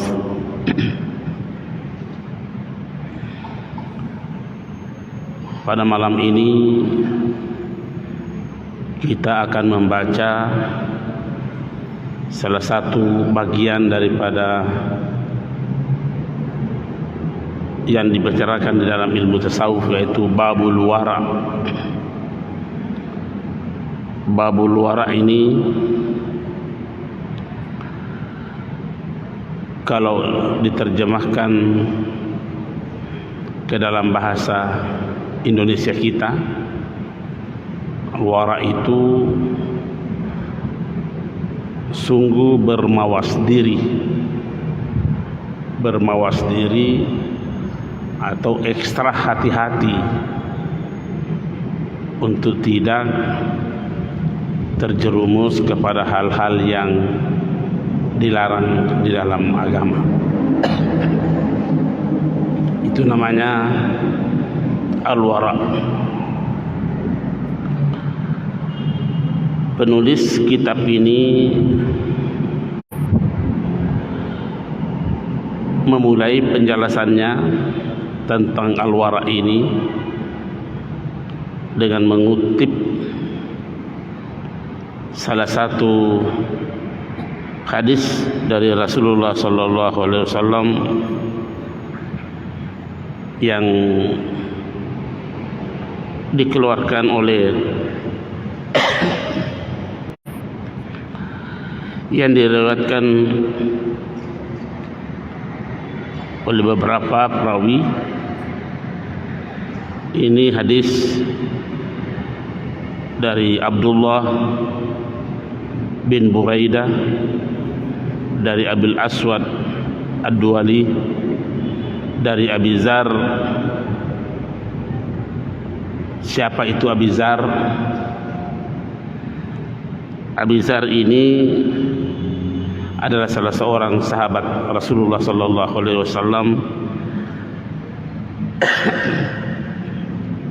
salah seorang tokoh utama, sahabat Usama Rasulullah sallallahu alaihi wasallam. Dalam sebuah riwayat dikatakan bahwa Abu Zar inilah awwalu man hayya Rasulullah sallallahu alaihi wasallam bi tahiyyatil Islam. Inilah sahabat yang pertama menghormati Rasulullah sallallahu alaihi wasallam dengan penghormatan secara Islami. Beliau ini setelah Rasulullah sallallahu alaihi wasallam wafat, beliau berpindah ke Syam dan berdomisili di Damaskus. Wafat pada tahun 32 Hijriah. Apa kata beliau? Mengutip sabda Rasulullah sallallahu alaihi wasallam, qala Rasulullah sallallahu alaihi wasallam. Rasulullah sallallahu alaihi wasallam bersabda, min husni islamil mar'i tarkuhu ma la ya'nihi. Diriwayatkan oleh Imam Tirmidzi, diriwayatkan oleh Ibnu Majah, dan diriwayatkan oleh Imam Malik, dan disebutkan dalam kitab hadis Al-Muwatta. Apa artinya? Min husni islamil mar'i tarkuhu ma la ya'nihi. Sebahagian daripada tanda-tanda keislaman seseorang itu adalah meninggalkan yang tidak ada manfaatnya. Jadi tanda keislaman seseorang bisa dilihat dari sikap dan perilakunya dan pernyataan perkataannya, meninggalkan apa yang tidak ada manfaatnya. Bicara sia-sia, bergaul, melakukan perbuatan yang tidak bermanfaat, itulah salah satu tanda. Ya. Tentu ini sangat berkaitan dengan persoalan al-wara. Ya. Kalau Imam Abu Ali Ad-Daqqaq berkata, ammal wara'u fa innahu tarkus syubhat. Ya. Yang dimaksud dengan wara adalah meninggalkan hal-hal yang samar-samar, meninggalkan hal yang samar-samar. Karena dalam kehidupan kita ini yang namanya halal sudah jelas, yang namanya haram juga jelas. Di antara yang halal dan yang haram ada hal-hal yang samar-samar. Mau dibilang halal haram, mau dibilang haram kayaknya halal. Kalau posisi seperti ini, kata Rasulullah sallallahu alaihi wasallam bahwa siapa yang mengerjakan sesuatu yang samar-samar, maka sama saja dia telah melakukan yang haram. Oleh karenanya Imam Ali bin Abi Thalib berpendapat bahwa yang dimaksud dengan wara adalah meninggalkan yang samar-samar.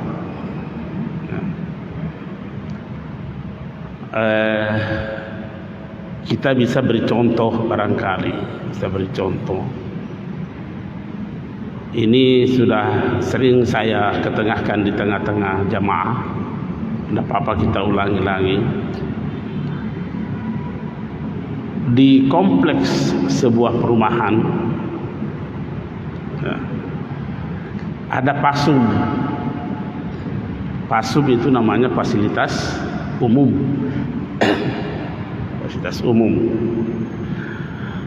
Biasanya fasilitas umum itu ada tanah kosong. Ada tanah kosong. Ya. Nah, banyak orang yang memanfaatkan pasum ini, fasilitas umum ini, untuk menanam sayur-sayuran, menanam ubi, menanam mangga, macam-macam tanaman-tanaman yang memungkinkan bisa dimakan. Nah, pertanyaannya, apakah ini halal atau haram?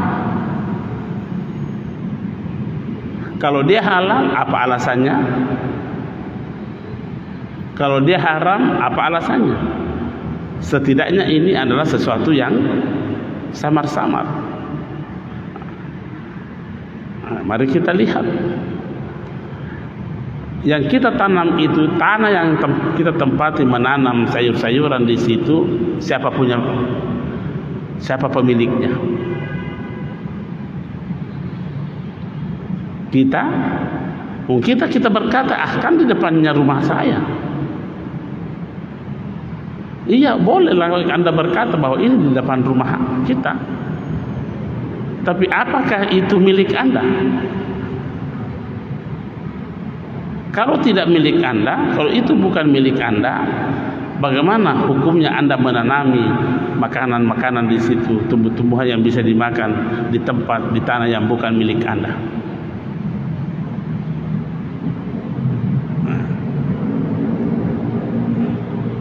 Kan bisa kontroversi orang ini, itu halal. Saya belum menemukan dalil halalnya ini. Mungkin saja ada yang berkata begitu, tapi dalil haramnya sudah jelas. Itu bukan kepemilikan kita. Yang begini-begini, samar-samar begini, kata ulama kita, ya itulah namanya al-wara. Bermawas diri. Ya. Ada seorang ulama besar di Baru, bukan masih gurunya Ki Ambudale, namanya Haji Daeng. Saya tahu ini ceritanya karena ada beberapa yang pernah berguru di situ menyampaikan bahwa ulama itu, guru Haji Daeng itu sungguh sangat warak sekali. Suatu ketika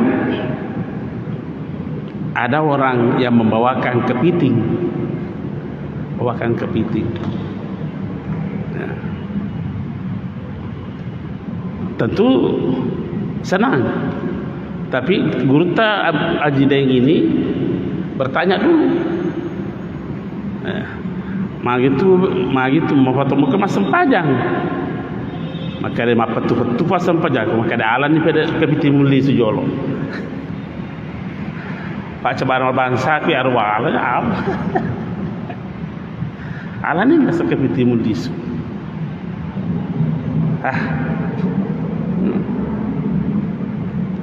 Saking hati-hatinya itu. Ada juga guru saya yang saya kenal, tapi sudah almarhum beliau.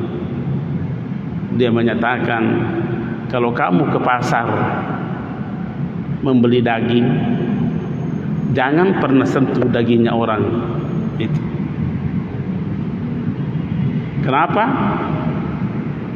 Karena boleh jadi saat kamu menawar menyentuh dagingnya orang, ada daging yang melengket di sini, dan itu bagian berapa berat timbangannya itu, dan Anda bawa pergi. Okelah kamu membeli, tapi ini yang tidak masuk timbangan yang melengket di sini. Apakah Anda beli ini atau tidak? Tidak. Yang kau beli itu yang ditimbang, itu yang halal. Tapi yang melengket di tangan ini yang kau bawa pergi, sekalipun kau tidak makan, apa namanya itu? Inilah namanya al-wara, meninggalkan hal-hal yang syubhat. Pernyataan Ali bin Abi Thalib ini sama apa yang diucapkan oleh salah seorang ulama besar. Ini bukan sahabat, tapi ia termasuk tabi'in, yaitu Ibrahim bin Adham. Ibrahim bin Adham ini kelahirannya tahun 102 Hijriah. Ya, mungkin seletinglah Imam Malik. Seleting Imam Malik ini, Ibrahim bin Adham. Dan dia terkenal sebagai seorang sufi besar. Apa dia katakan? Al-wara'u, wara' itu adalah tarku kulli syubhah, meninggalkan semua yang dikategorikan sebagai perkara-perkara syubhat, perkara-perkara syubhat, dan meninggalkan semua yang tidak ada manfaatnya. Apa itu? Huwa tarkul fadalat, meninggalkan semua yang tidak ada faedahnya. Nah, sekarang ini dalam kehidupan sosial kita sungguh terlalu banyak di hadapan kita hal-hal yang samar-samar. Ya. Contohnya sekarang ini kita kan banyak memegang HP. Ya. Ketika ada seseorang yang memposting sebuah fitnah, itu kan banyak begitu. Dan kita tidak tahu apa fitnah itu atau apa, atau kebohongan. Dengan gampang kita juga meneruskan, memforward kepada yang lain lagi. Apakah kita tidak termasuk penyebar kebohongan? Kalau Anda mengatakan, oh saya tidak masuk karena bukan saya yang lakukan, tetapi kita kena dalil, Anda juga terlibat di situ, berarti samar-samar. Kalau samar-samar sama saja dengan melakukan yang haram. Jadi tidak semua yang kita dengar itu harus kita sebarkan, harus kita sampaikan. Kata hadis Rasulullah sallallahu alaihi wasallam, kafa bil mar'i kasiban, kafa bil mar'i kasiban an yuhaddithahu kullama sami'ahu. Cukuplah seseorang bisa dikatakan sebagai pembohong adalah membicarakan semua yang ia dengar. Jadi kalau terlalu gampang kita memforward begitu, kan sekarang gampang sekali masuk di HP kita itu hal-hal yang seperti itu. Wah, dengan menyebarkan ini, jangan-jangan kita termasuk sebagai penyebar fitnah, penyebar kebohongan. Ini kita menganggap biasa yang begini-begini ini. Makanya Imam Ibrahim bin Adham ini menegaskan bahwa salah satu bentuk model kehidupan yang wara adalah meninggalkan yang tidak ada manfaatnya.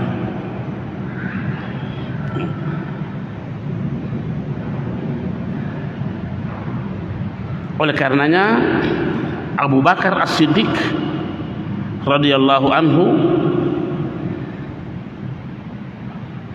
menyatakan kepada sahabat-sahabat yang lain,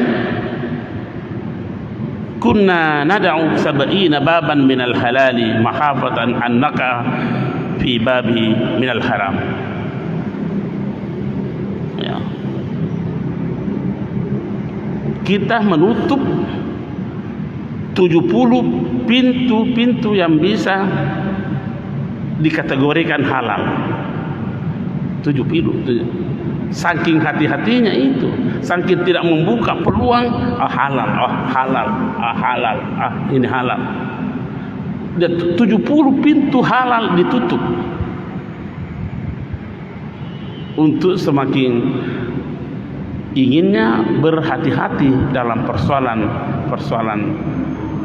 halal dalam kehidupan sehari-hari. baru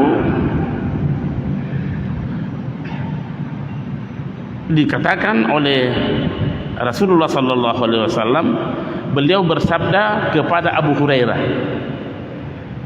Kala Rasulullah sallallahu alaihi wasallam li Abi Hurairah, ini nasihatnya Rasulullah kepada Abu Hurairah. Kun wara'an, bentuklah dirimu sebagai orang yang wara, orang yang super hati-hati, orang yang bermawas diri. Kun wara'an takun a'badan nasi, niscaya kamu akan menjadi ahli ibadah melebihi orang-orang lain. Jadi kalau kita mau menjadi a'badan nasi, ahli ibadah yang sesungguhnya di atas rata-rata, jadilah orang wara. Jadilah orang wara.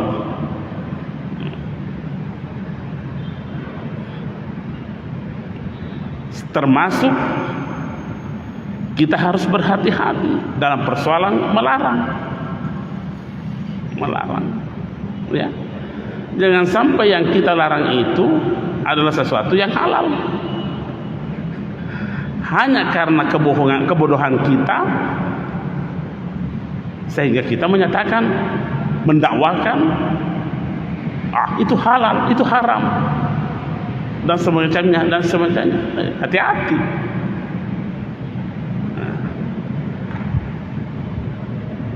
Ini nasihat-nasihat Rasulullah sallallahu alaihi wasallam semuanya, sekalipun kepada Abi Hurairah, tetapi tentu yang dimaksudkan adalah untuk kita semua ini.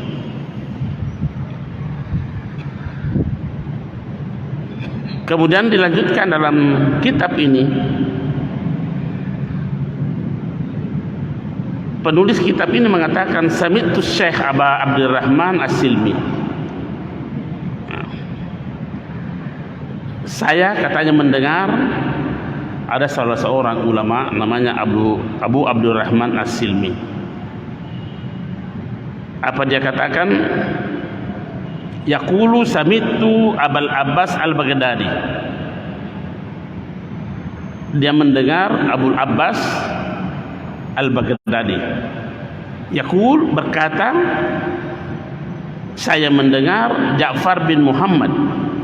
Saya mendengar Ja'far bin Muhammad yaqul, berkata, saya mendengar Imam Al-Junaid Al-Baghdadi berkata, saya mendengar Sirrus Sakati. Jadi ini pernyataan ini turun temurun, jadi bisa dijamin akurasinya pernyataan ini, karena saya mendengar ini dari sini, dia mendengar di sini, berkata dia mendengar di sini, sampai kepada Sirrus Sakati. Sirrus Sakati ini hubungannya Sirrus Sakati dengan Junaid Al-Baghdadi adalah Imam Junaid Al-Baghdadi kemenakan daripada Sirrus Sakati, ya, kemenakan. Ini posisinya posisi tabi'in. Nah, kalau kita mau menelusuri gurunya ini, Imam Junaid Al-Baghdadi dalam bidang tasawuf, salah satu jalurnya Imam Junaid Al-Baghdadi ini belajar dari Sirrus Sakati. Sirrus Sakati ini belajar dari Daud At-Ta'i, Ma'ruf Al-Karahi. Ma'ruf Al-Karahi belajar dari Daud At-Ta'i. Daud At-Ta'i ini belajar dari Habib Al-Ajami. Habib Al-Ajami ini belajar dari Hasan Bisri. Hasan Bisri ini belajar dari Hasan dan Husain. Hasan dan Husain ini belajar dari Ali. Ali ini belajar dari Rasulullah sallallahu alaihi wasallam. Inilah yang mengeluarkan pernyataan sami'tu Sirrus yaqul, ada ada 4 orang yang dia kenal sebagai ahli wara di zamannya, tentu saja di zamannya. Siapa itu? Yang pertama Huzaifah Al-Murta'ish. Ini salah seorang ahli wara yang diakui oleh Sirusakati. Sirusakati saja tingkat kewaraannya luar biasa. Bagaimana tingkat kewaraannya Sirusakati? Sudah pernah saya sampaikan ini kisahnya beliau itu. Saking hati-hatinya, pernah mengucapkan ucapan yang benar menurut kita, tapi dia menyesal 30 tahun. Ya. Bagaimana kisahnya? Kisahnya ketika kota Baghdad kebakaran total, seluruh hancur kota Baghdad. Tersisa tokohnya beliau ini yang tidak dilalap api. Tersisa satu tokoh. Tokohnya ini Imam Sirusakati. Ada orang datang melapor, Syekh, kebakaran kota Baghdad. Sang Syekh menjawab, jadi bagaimana? Dia bilang, beliau mengatakan, yang membawa berita ini mengatakan, ada di satu tokoh yang selamat. Siapa itu? Tokota Syekh. Secara spontan Sirusakati mengatakan alhamdulillah. Begitu mengucapkan alhamdulillah, dia menyesal 30 tahun. Orang bertanya, Syekh ini kenapa menyesal begitu, Syekh? Dia bilang, tahu enggak? Ketika saya mengucapkan alhamdulillah di tengah-tengah kehancurannya penduduk, sepertinya saya mengatakan untung saya, biar mereka seperti itu. Mengucapkan ucapan yang benar menurut tingkatan kita, tapi menurut Imam Sirusakati sudah satu pelanggaran besar. Nah, inilah orang sudah sekian tinggi waraknya, ada 4 orang diakui kewaraannya, dia tidak masukkan dirinya. Dia tidak masukkan dirinya. Bayangkan kalau orang seperti itu yang mengakui kewaraan kita, Masya Allah. Nah, siapa itu? Yaitu Huzaifah Al-Murta'ish. Siapa yang kedua? Yusuf bin Asbat. Yang ketiga, ini tadi yang kita sebutkan, Ibrahim bin Adham. Kalau ini Ibrahim bin Adham, banyak pernyataan-pernyataannya yang sungguh sangat menyentuh perasaan kita, hati kita. Salah satu pernyataannya Ibrahim bin Adham itu yang saya hafal, salah satu di antaranya ialah al-hurru man haraja 'anid dunya qabla an yakhruja minha. Orang merdeka, orang yang merdeka, maksudnya orang merdeka yang bukan hamba-hamba sahaya. Orang yang merdeka itu adalah orang yang mampu keluar dari dunia sebelum ia meninggalkan dunia.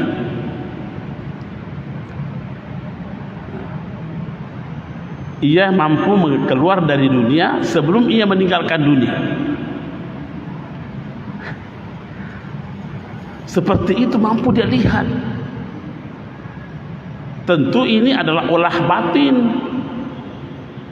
batin seseorang.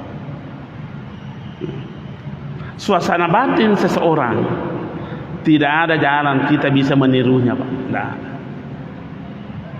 Tidak ada jalan kita bisa menirunya. Kita hafal pernyataan orang-orang sufi bahwa ada 3 hal yang harus menjadi kenyataan dalam kehidupan seseorang kalau ia ingin menjadi umat Muhammad sallallahu alaihi wasallam yang sejati. Azan. Ya. Apa itu? Yang pertama namanya at-tasarrufat. At-tasarrufat. Apa yang dimaksud dengan at-tasarrufat?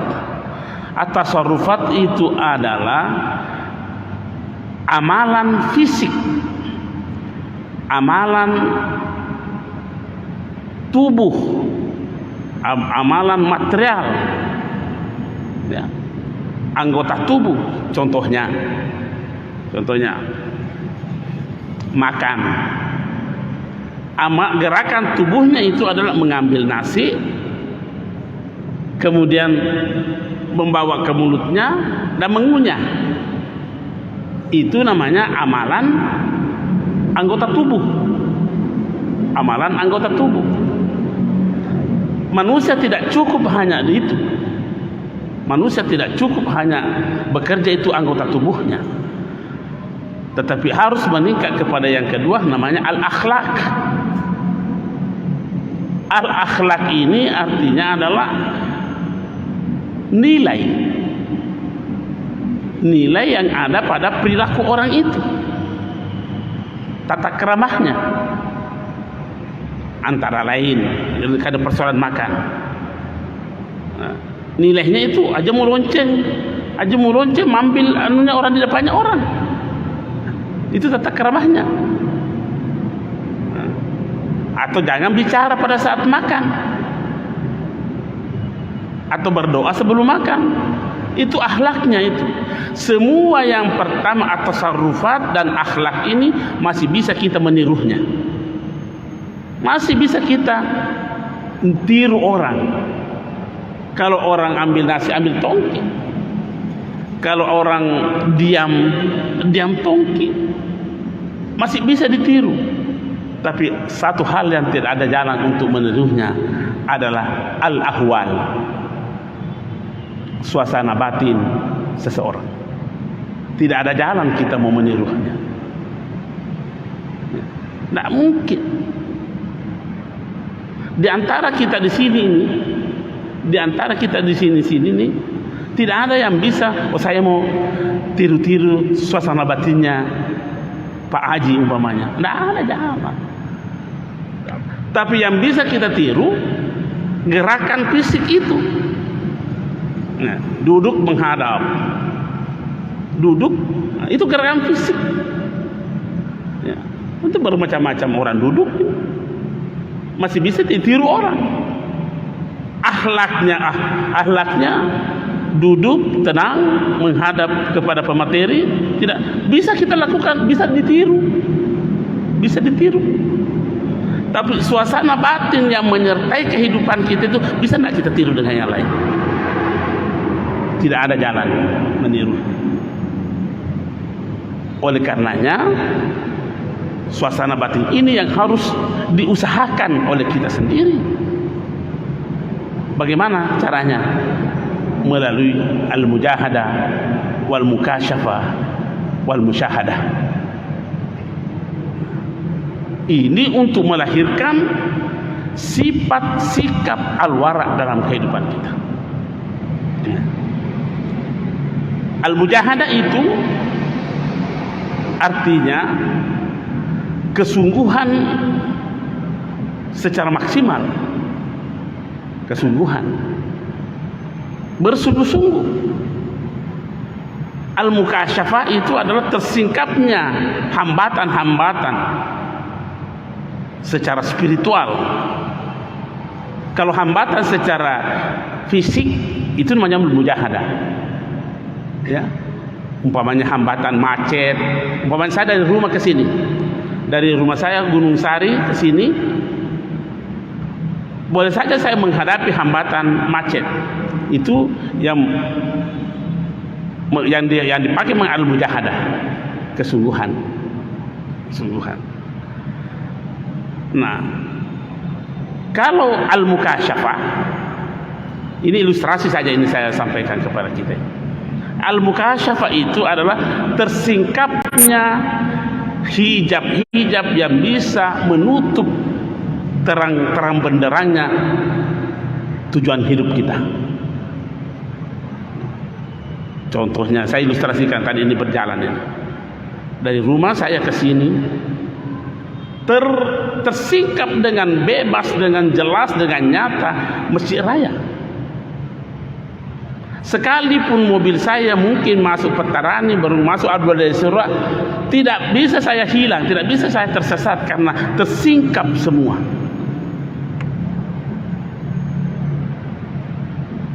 Saya tiba ke Masjid Raya karena tidak ada hambatan-hambatan spiritual yang bisa membuat saya tersesat.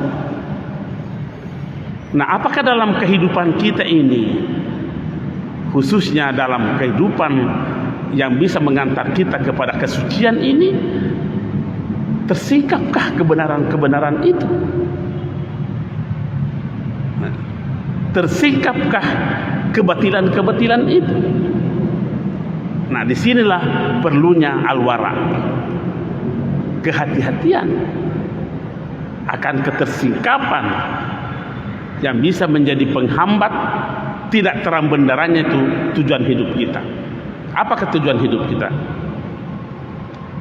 Perjalanan hidup manusia dari yang suci menuju ke yang suci. Itu perjalanan hidup manusia itu. Apa ayatnya? Wa nafakhtu fihi min ruhi. Aku tiupkan roh kehidupan suciku, roh suciku kepada hambaku namanya manusia. Berarti dari suci menuju ke yang suci. Apa ayatnya? Irji'i ila rabbiki radiyatan mardiyah. Kembalilah kepada Tuhanmu. Berarti suci pertama ini dari asal kita sudah lewati ini. Kita sudah lewati. Karena kita sudah hidup. Ya. Tapi suci yang kedua ini yang menjadi tujuan ini belum kita capai ini. Belum kita sampai di situ. Nah, sekarang persoalannya, mampukah kita sampai di situ atau tidak? Mampukah kita mencapai kesucian yang kedua? Karena antara kesucian pertama dan kesucian kedua, berfluktuatif itu. Macam-macam seperti yang dihadapi ini. Kalau kita tidak menjadi manusia al-wara, kita banyak tersesat. Dan tidak tersesat, tidak bisa sampai kepada yang kita tuju, itu yang suci. Kalau persoalan suci pertama semua sudah lewati, buktinya hidup. Tapi suci yang kedua, ada jaminan tidak kita bisa mencapainya itu?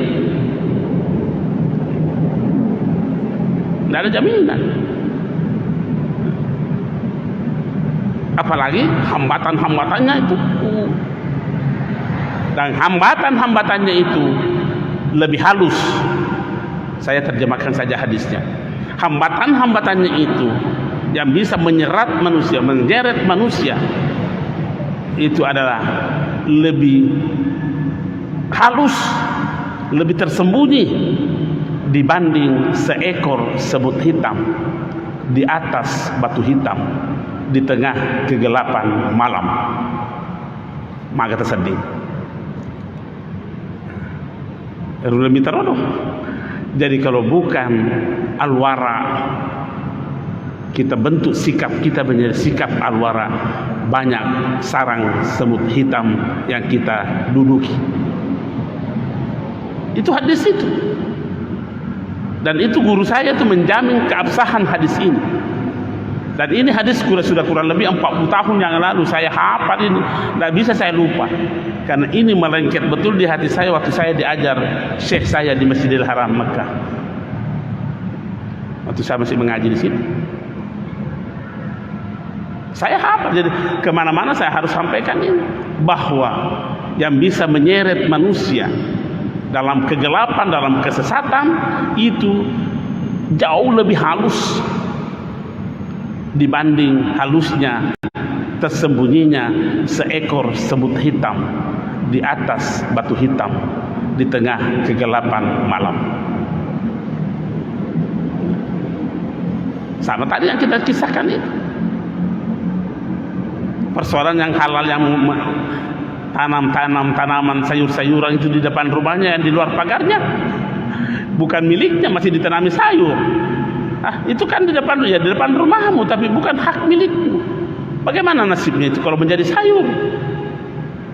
Kau makan, kau minum, kau kasih makan anak cucumu. Kenapa bisa begitu? Al-wara tidak ada. Ya. Ini tadi dikatakan Ibrahim bin Adham, orang merdeka. Itulah sikapnya orang merdeka, mampu keluar dari dunia sebelum ia meninggalkan dunia. Siapa lagi? Karena tadi yang 4 orang disebutkan, yaitu Sulaiman al-Khawas. Sampai-sampai ini Sulaiman diberi gelar dengan Al-Khawas. Spesifiknya orang yang spesifik. Coba. Pengakuan ini orang Sirusakati yang mengakui orang.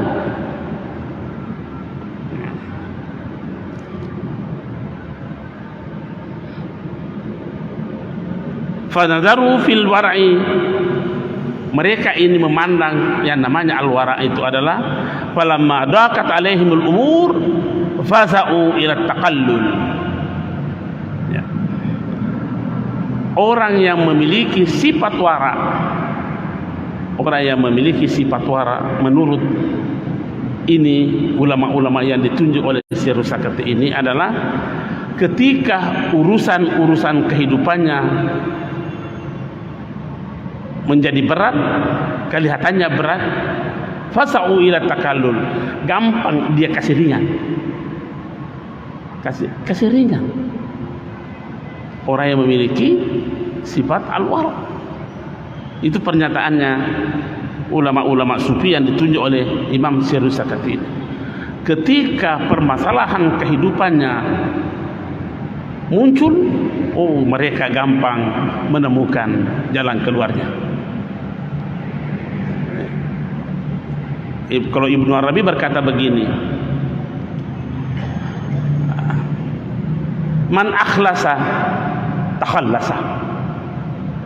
Itu. Man akhlasa takhallasa.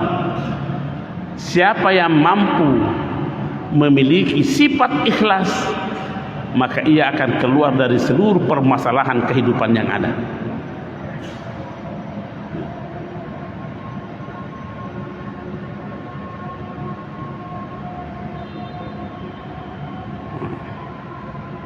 Itulah sebabnya sehingga salah seorang ulama dikutip pernyataannya di dalam kitab ini, namanya Ishaq bin Khalaf.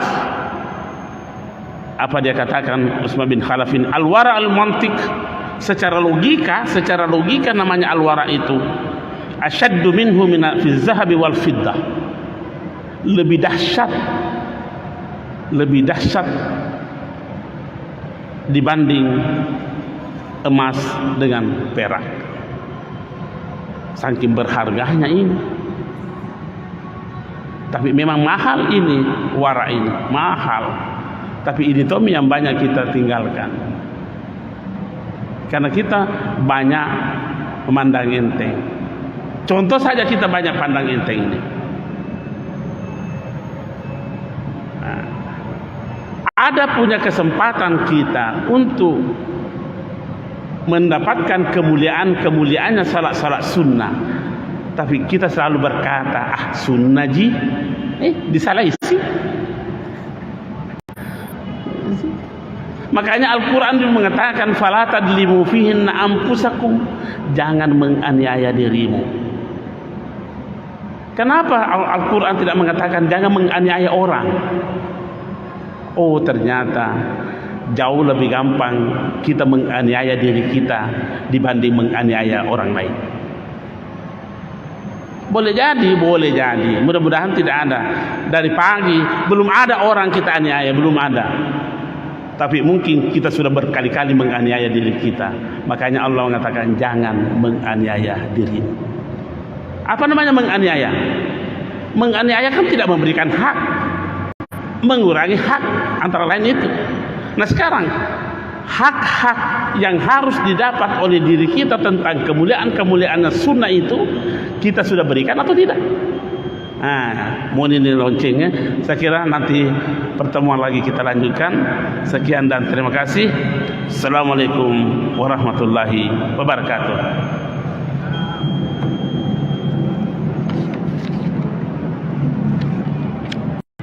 Fa'alimna ma yanfa'una wanfa'na bima 'allamtana. Allahumma ij'alna mimman yastami'una al-qawla fayattabi'una ahsanah. ولا تجعلنا ممن عرض عن ذكرك فإن له معيشة ضنكا وأدخلنا في بارك الصالحين برحمتك يا أرحم الراحمين.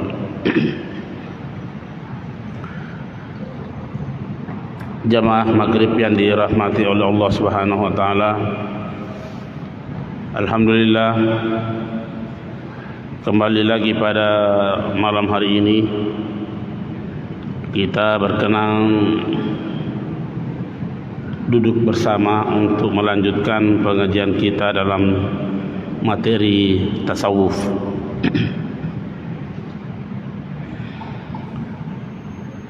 Pada malam ini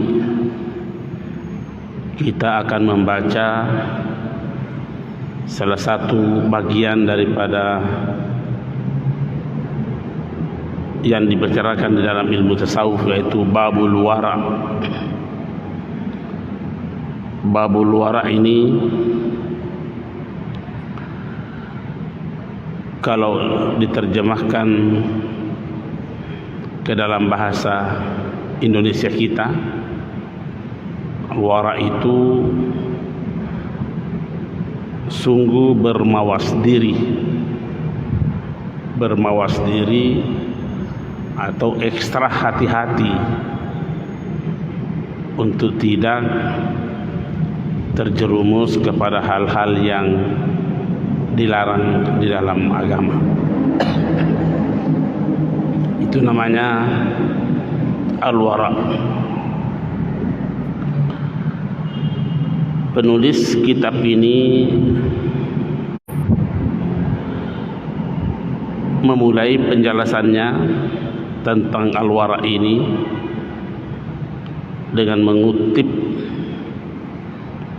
salah satu hadis dari Rasulullah sallallahu alaihi wasallam yang dikeluarkan oleh yang diriwayatkan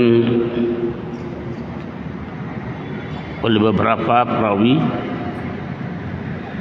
Ini hadis dari Abdullah bin Buraidah, dari Abil Aswad Ad-Duwali, dari Abi Zar. Siapa itu Abi Zar? Abi Zar ini adalah salah seorang sahabat Rasulullah sallallahu alaihi wasallam,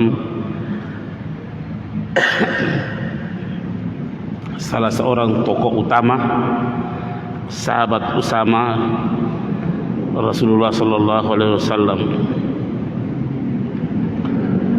Dalam sebuah riwayat dikatakan bahwa Abu Zar inilah awwalu man hayya Rasulullah sallallahu alaihi wasallam bi tahiyyatil Islam. Inilah sahabat yang pertama menghormati Rasulullah sallallahu alaihi wasallam dengan penghormatan secara Islami.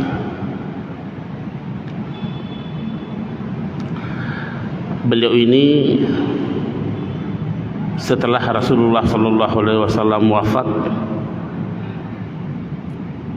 beliau berpindah ke Syam dan berdomisili di Damaskus. Wafat pada tahun 32 Hijriah. Apa kata beliau? mengutip sabda Rasulullah sallallahu alaihi wasallam, qala Rasulullah sallallahu alaihi wasallam, Rasulullah sallallahu alaihi wasallam bersabda, min husni islamil mar'i tarkuhu ma la ya'nihi. Diriwayatkan oleh Imam Tirmidzi, diriwayatkan oleh Ibnu Majah, dan diriwayatkan oleh Imam Malik, dan disebutkan dalam kitab hadis Al-Muwatta. Apa artinya min husni islamil mar'i tarkuhu ma la ya'nihi? Sebahagian daripada tanda-tanda keislaman seseorang itu adalah meninggalkan yang tidak ada manfaatnya. Jadi tanda keislaman seseorang bisa dilihat dari sikap dan perilakunya dan perkataan-perkataannya, meninggalkan apa yang tidak ada manfaatnya. Bicara sia-sia, bergaul, melakukan perbuatan yang tidak bermanfaat, itulah salah satu tanda. Ya. Tentu ini sangat berkaitan dengan persoalan al-wara. Ya. Kalau Imam Abu Ali Ad-Daqqaq berkata, ammal wara'u fa innahu tarkus syubhat. Ya. Yang dimaksud dengan wara adalah meninggalkan hal-hal yang samar-samar, meninggalkan hal yang samar-samar. Karena dalam kehidupan kita ini yang namanya halal sudah jelas, yang namanya haram juga jelas. Di antara yang halal dan yang haram ada hal-hal yang samar-samar. Mau dibilang halal haram, mau dibilang haram kayaknya halal. Kalau posisi seperti ini, kata Rasulullah sallallahu alaihi wasallam bahwa siapa yang mengerjakan sesuatu yang samar-samar, maka sama saja dia telah melakukan yang haram. Oleh karenanya Imam Ali bin Abi Thalib berpendapat bahwa yang dimaksud dengan wara adalah meninggalkan yang samar-samar.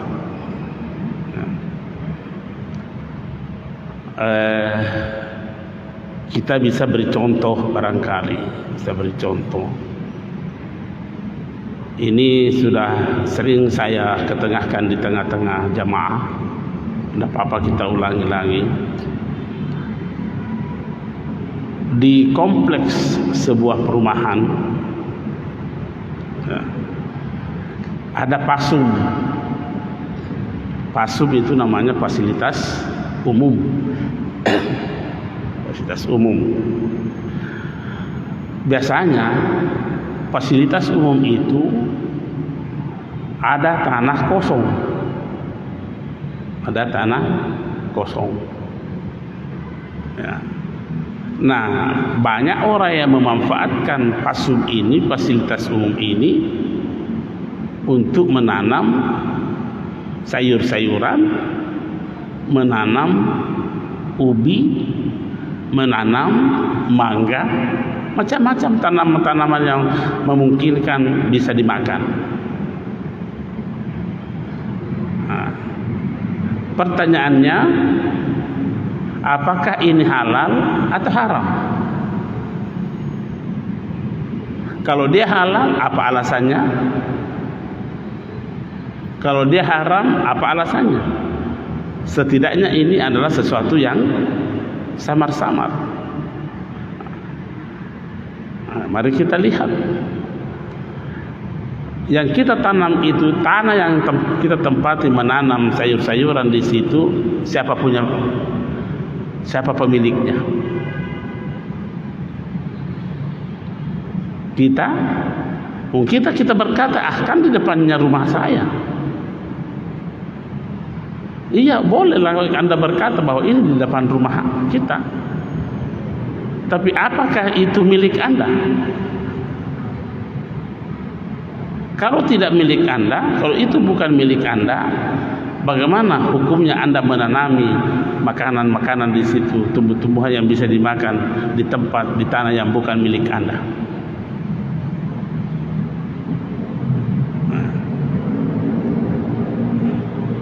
Kan bisa kontroversi orang ini, itu halal. Saya belum menemukan dalil halalnya ini. Mungkin saja ada yang berkata begitu, tapi dalil haramnya sudah jelas. Itu bukan kepemilikan kita. Yang begini-begini, samar-samar begini, kata ulama kita, ya itulah namanya al-wara, bermawas diri. Ya. Ada seorang ulama besar di Baru, bukan masih gurunya Ki Ambodale, namanya Haji Daeng. Saya tahu ini ceritanya karena ada beberapa yang pernah berguru di situ menyampaikan bahwa ulama itu, guru Haji Daeng itu sungguh sangat warak sekali. Suatu ketika ada orang yang membawakan kepiting, ya. Tentu senang, tapi guru Haji Daeng ini bertanya dulu, magitu mau ketemu ke mas sempajang, maka dia mapatu pas sempajang, maka ada alan ni pada kepiting muli sejolo. Pak Cebaran bangsa ku arwah alan ni masa kepiting muli su.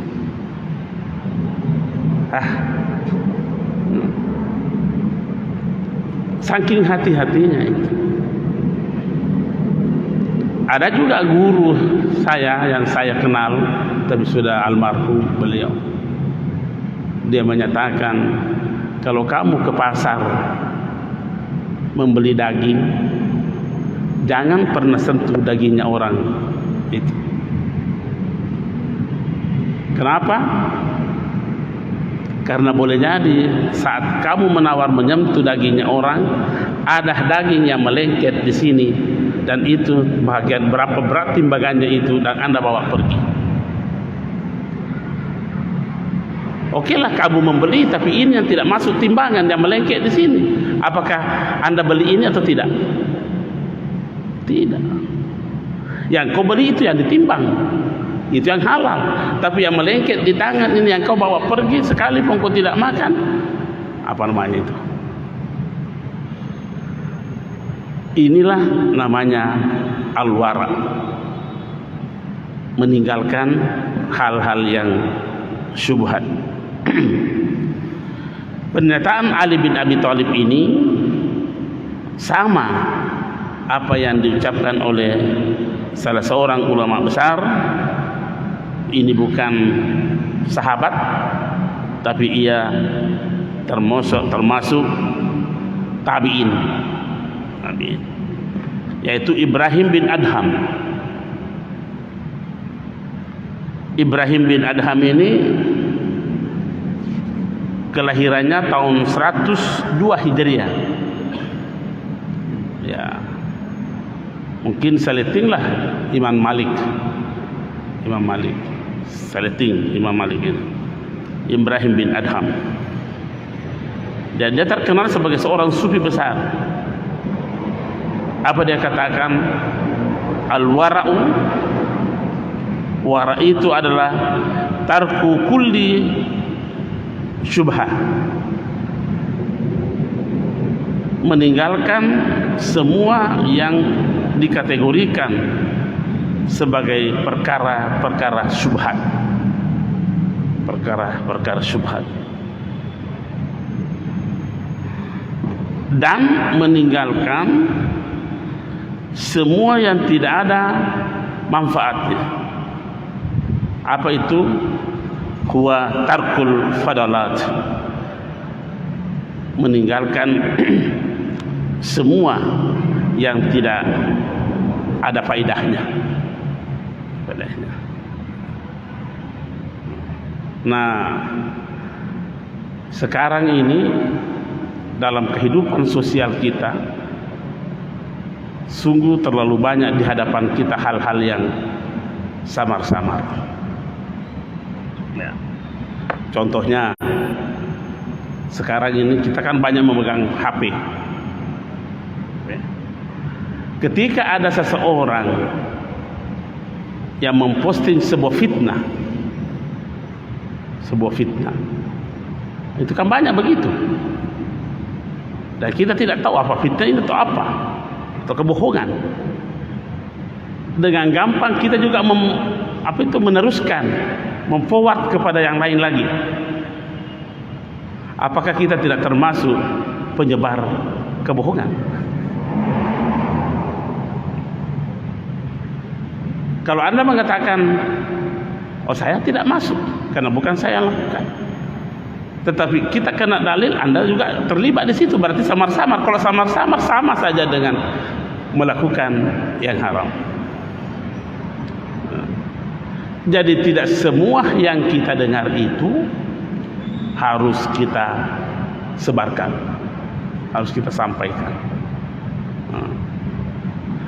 Kata hadis Rasulullah sallallahu alaihi wasallam, kafa bil mar'i kasiban, ya. Kafa bil mar'i kasiban an yuhaddithahu kullama sami'ahu.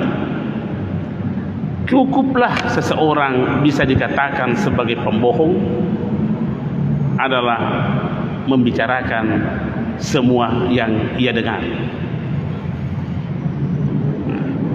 Jadi kalau terlalu gampang kita memforward begitu, kan sekarang gampang sekali masuk di HP kita itu hal-hal yang seperti itu. Dengan menyebarkan ini, jangan-jangan kita termasuk sebagai penyebar fitnah, penyebar kebohongan. Ini kita menganggap biasa yang begini-begini ini. Makanya Imam Ibrahim bin Adham ini menegaskan bahwa salah satu bentuk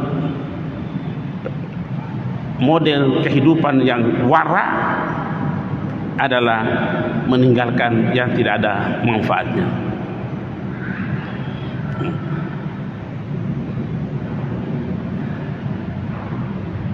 Oleh karenanya Abu Bakar As-Siddiq radhiyallahu anhu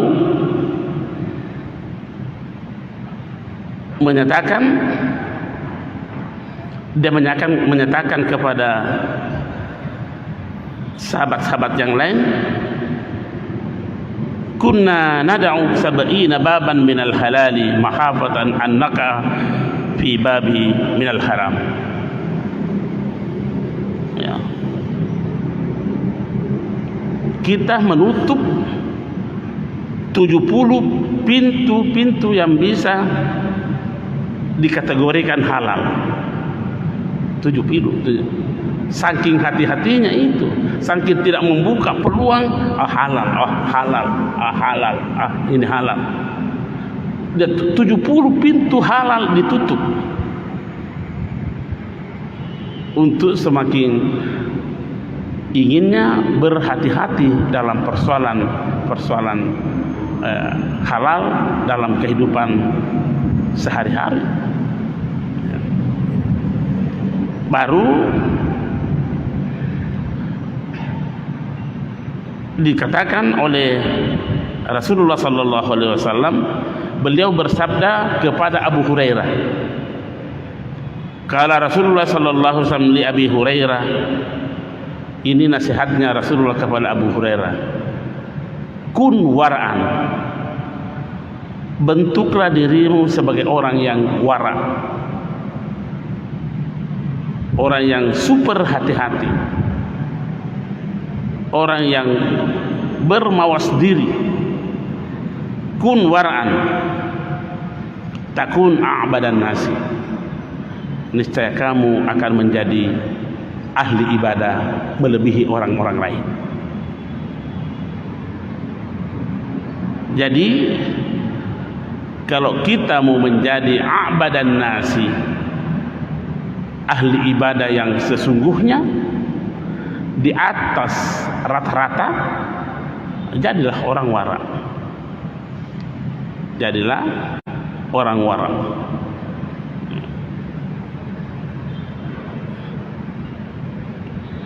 Termasuk kita harus berhati-hati dalam persoalan melarang, ya. Jangan sampai yang kita larang itu adalah sesuatu yang halal. Hanya karena kebodohan kita, sehingga kita menyatakan, mendakwakan, itu halal, itu haram, dan semacamnya. Hati-hati.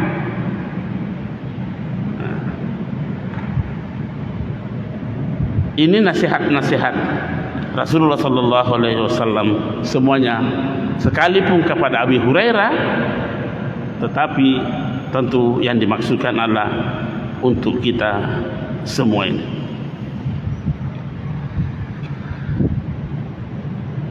Kemudian dilanjutkan dalam kitab ini, penulis kitab ini mengatakan, sami'tu Syekh Aba Abdurrahman As-Silmi, saya katanya mendengar ada salah seorang ulama namanya Abu Abdurrahman As-Silmi. Apa dia katakan? Yaqulu sami'tu Abul Abbas Al-Baghdadi. Dia mendengar Abul Abbas Al-Baghdadi. Yaqul, berkata, saya mendengar Ja'far bin Muhammad. Saya mendengar Ja'far bin Muhammad yaqul, berkata, saya mendengar Imam Al-Junaid Al-Baghdadi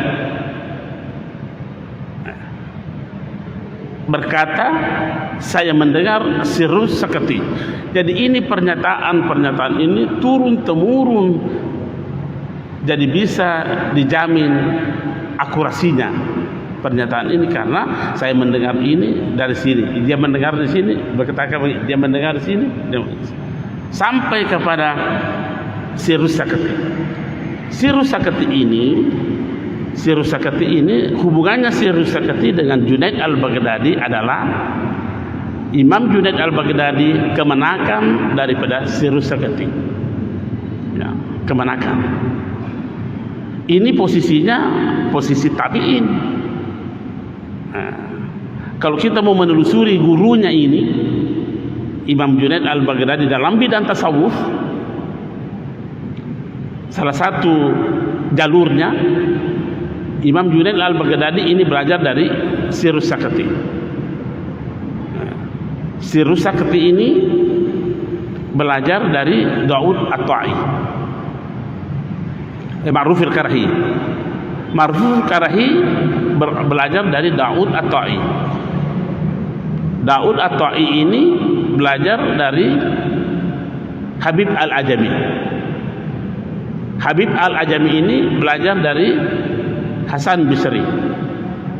Hasan Bisri ini belajar dari Hasan dan Husain. Hasan dan Husain ini belajar dari Ali. Ali ini belajar dari Rasulullah sallallahu alaihi wasallam. Inilah yang mengeluarkan pernyataan. Sami'tu sirasat yaqul, ada 4 orang yang dia kenal sebagai ahli wara di zamannya, tentu saja di zamannya. Siapa itu? Yang pertama Huzaifah Al-Murta'ish. Ini salah seorang ahli wara yang diakui oleh Sirus Sakati. Sirus Sakati saja tingkat kewaraannya luar biasa. Bagaimana tingkat kewaraannya Sirus Sakati? Sudah pernah saya sampaikan ini kisahnya beliau itu. Saking hati-hatinya, pernah mengucapkan ucapan yang benar menurut kita, tapi dia menyesal 30 tahun. Bagaimana kisahnya? Kisahnya ketika kota Baghdad kebakaran total, seluruh hancur kota Baghdad. Tersisa tokohnya beliau ini yang tidak dilalap api. Tersisa 1 tokoh. Tokohnya ini Imam Sirus Sakati. Ada orang datang melapor, "Syekh, kebakaran kota Baghdad." Sang Syekh menjawab, "Jadi bagaimana?" Dia bilang, beliau mengatakan, yang membawa berita ini mengatakan, ada di 1 tokoh yang selamat. Siapa itu? Tokota Syekh. Secara spontan Sirus Sakati mengatakan alhamdulillah. Begitu mengucapkan alhamdulillah, dia menyesal 30 tahun. Orang bertanya, Syekh ini kenapa menyesal begitu, Syekh? Dia bilang, tahu enggak? Ketika saya mengucapkan alhamdulillah di tengah-tengah kehancurannya penduduk, sepertinya saya mengatakan untung saya, biar mereka seperti itu. Coba. Mengucapkan ucapan yang benar menurut tingkatan kita, tapi menurut Imam Sirus Sakati sudah 1 pelanggaran besar. Nah, inilah orang sudah sekian tinggi waraknya, ada 4 orang diakui kewaraannya, dia tidak masukkan dirinya. Dia tidak masukkan dirinya. Bayangkan kalau orang seperti itu yang mengakui kewaraan kita, Masya Allah. Nah, siapa itu? Yaitu Huzaifah Al-Murta'ish. Siapa yang kedua? Yusuf bin Asbat. Yang ketiga, ini tadi yang kita sebutkan, Ibrahim bin Adham. Kalau ini Ibrahim bin Adham, banyak pernyataan-pernyataannya yang sungguh sangat menyentuh perasaan kita, hati kita. Salah satu pernyataannya Ibrahim bin Adham itu yang saya hafal, salah satu diantaranya ialah al-hurru man haraja 'anid dunya qabla an yakhruja minha. Orang merdeka, orang yang merdeka, maksudnya orang merdeka yang bukan hamba-hamba sahaya. Orang yang merdeka itu adalah orang yang mampu keluar dari dunia sebelum ia meninggalkan dunia.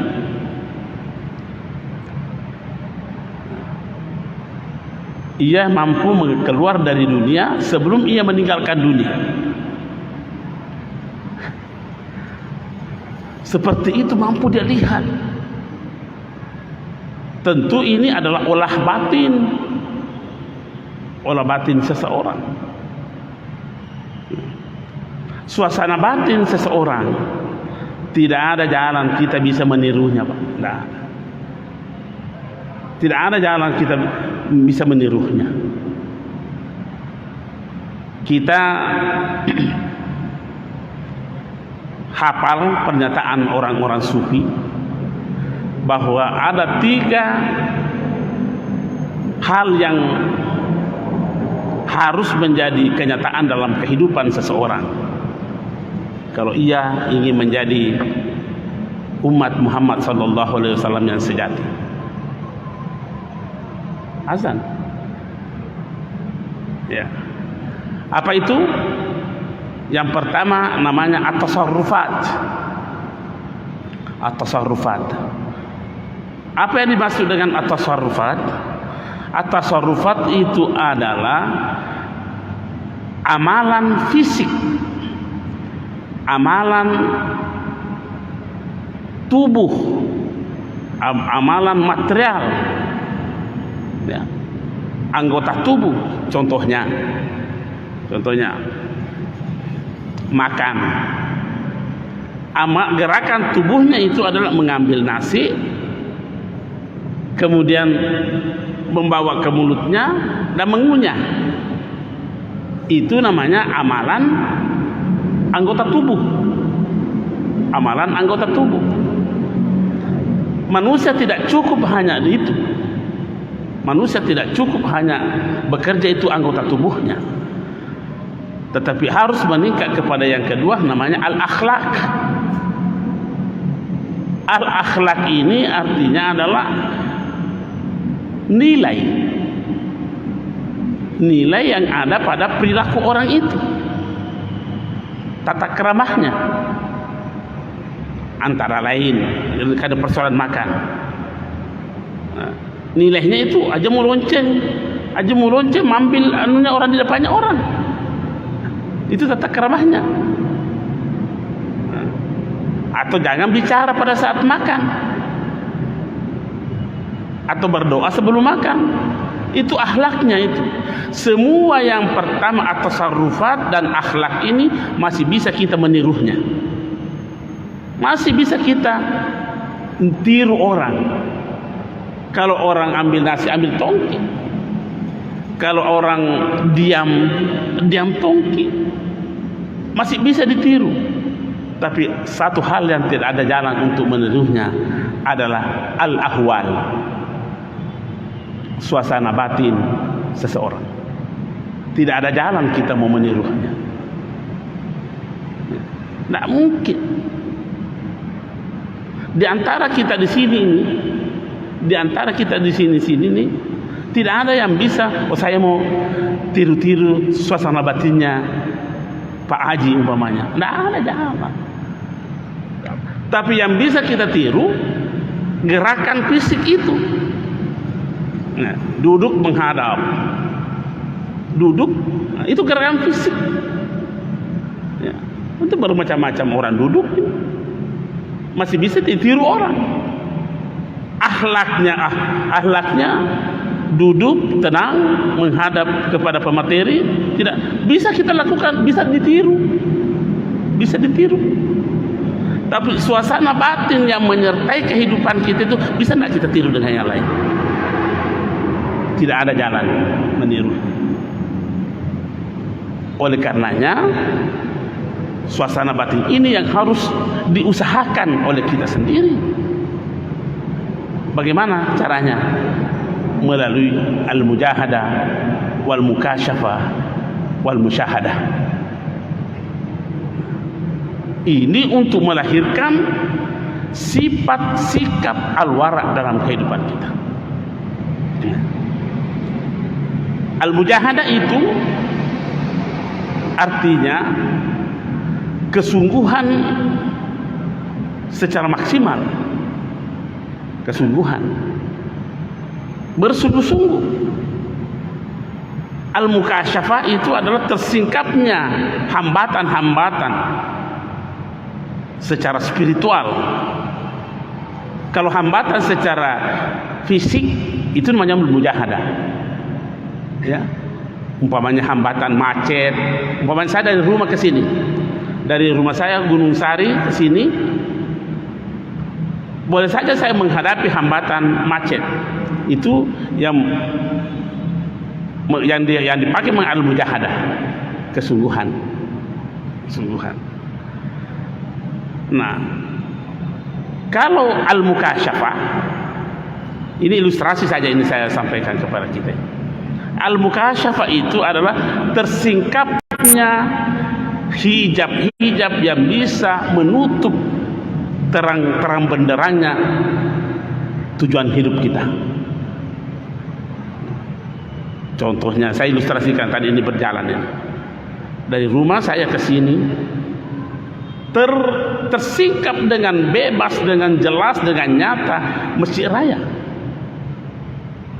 Sekalipun mobil saya mungkin masuk Petarani, baru masuk Abdul Surah, tidak bisa saya hilang, tidak bisa saya tersesat karena tersingkap semua.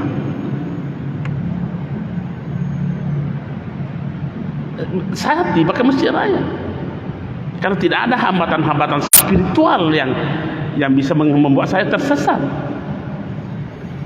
Nah, apakah dalam kehidupan kita ini, khususnya dalam kehidupan yang bisa mengantar kita kepada kesucian ini, tersingkapkah kebenaran-kebenaran itu?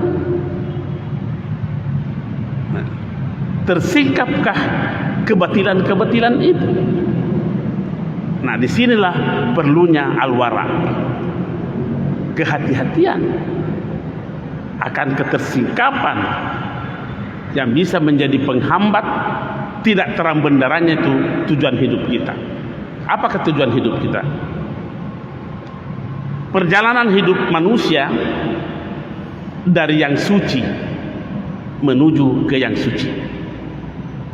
Itu perjalanan hidup manusia itu. Apa ayatnya?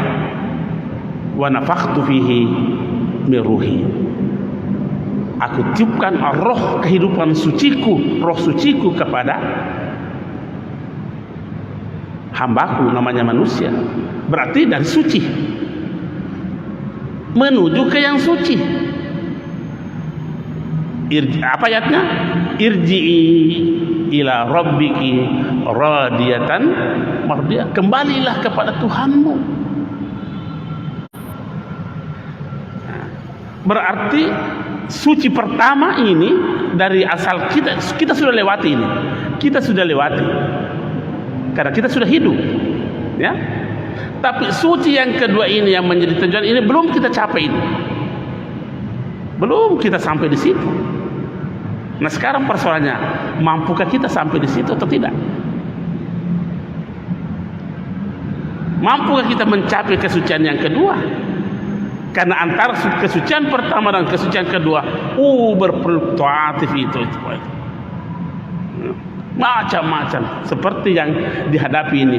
Kalau kita tidak menjadi manusia al-wara, kita banyak tersesat. Dan tidak tersesat, tidak bisa sampai kepada yang kita tuju, itu yang suci. Kalau persoalan suci pertama semua sudah lewati, buktinya hidup. Tapi suci yang kedua, ada jaminan tidak kita bisa mencapainya itu? Tidak ada jaminan. Apalagi hambatan-hambatannya itu. Dan hambatan-hambatannya itu lebih halus. Saya terjemahkan saja hadisnya.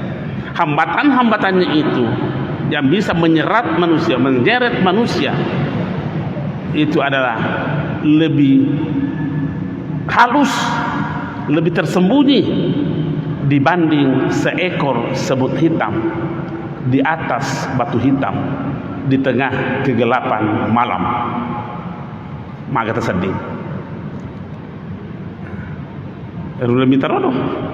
Jadi kalau bukan al-wara, kita bentuk sikap kita menjadi sikap al-wara, banyak sarang semut hitam yang kita duduki. Itu hadis itu. Dan itu guru saya itu menjamin keabsahan hadis ini. Dan ini hadis sudah kurang lebih 40 tahun yang lalu saya hafal ini, tidak bisa saya lupa. Karena ini melengket betul di hati saya waktu saya diajar Syekh saya di Masjidil Haram Mekah. waktu saya masih mengaji di sini. Saya hafal, jadi kemana-mana saya harus sampaikan ini, bahwa yang bisa menyeret manusia dalam kegelapan, dalam kesesatan, itu jauh lebih halus dibanding halusnya tersembunyinya seekor semut hitam di atas batu hitam di tengah kegelapan malam. Sama tadi yang kita kisahkan itu, persoalan yang halal, yang tanaman sayur-sayuran itu di depan rumahnya, yang di luar pagarnya bukan miliknya, masih ditanami sayur. Itu kan di depan, ya di depan rumahmu, tapi bukan hak milikmu. Bagaimana nasibnya itu kalau menjadi sayur?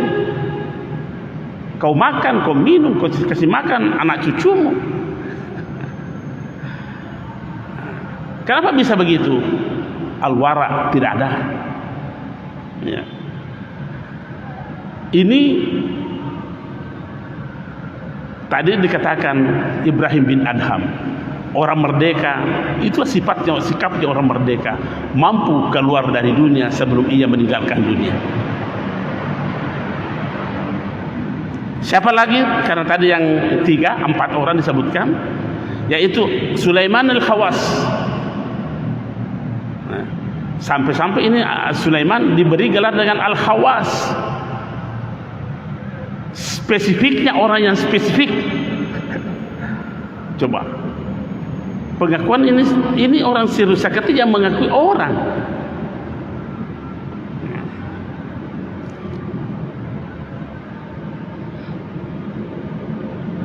Fanadharu fil war'i, mereka ini memandang yang namanya al-wara' itu adalah falamma daqat alaihimul umur faza'u ila taqallul.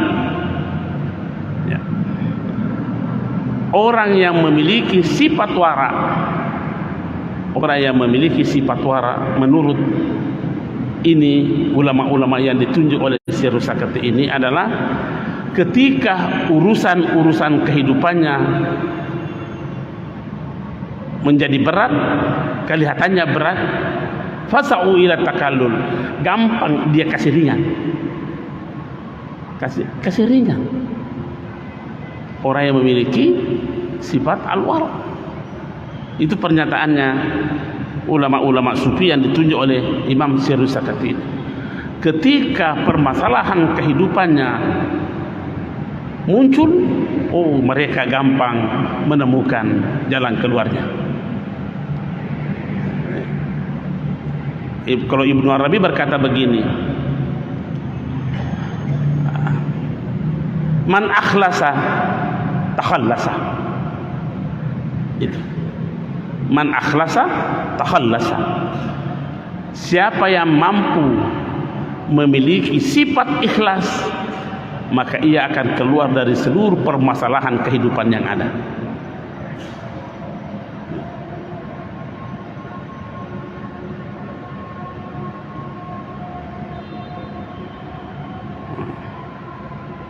Itulah sebabnya sehingga salah seorang ulama dikutip pernyataannya di dalam kitab ini, namanya Ishaq bin Khalaf. Apa dia katakan? Utsman bin Khalaf ini al-wara al-mantiq, secara logika namanya al-wara itu asyaddu minhu min fi zahabi wal fiddah, lebih dahsyat dibanding emas dengan perak. Saking berharganya ini. Tapi memang mahal ini, wara ini mahal.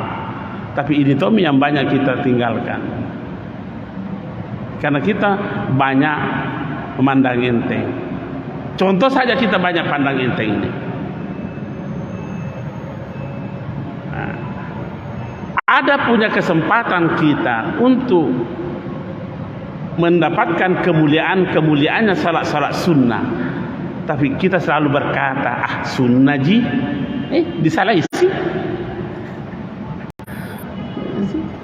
Makanya Al-Quran juga mengatakan fala tadlimu fihinna anfusakum, jangan menganiaya dirimu. Kenapa Al-Quran tidak mengatakan jangan menganiaya orang? Oh, ternyata jauh lebih gampang kita menganiaya diri kita dibanding menganiaya orang lain. Boleh jadi. Mudah-mudahan tidak ada. Dari pagi belum ada orang kita aniaya, belum ada. Tapi mungkin kita sudah berkali-kali menganiaya diri kita. Makanya Allah mengatakan jangan menganiaya diri. Apa namanya menganiaya? Menganiaya kan tidak memberikan hak, mengurangi hak, antara lain itu. Nah sekarang hak-hak yang harus didapat oleh diri kita tentang kemuliaan-kemuliaan sunnah itu kita sudah berikan atau tidak? Nah, mohon ini loncengnya. Saya kira nanti pertemuan lagi kita lanjutkan. Sekian dan terima kasih. Assalamualaikum warahmatullahi wabarakatuh.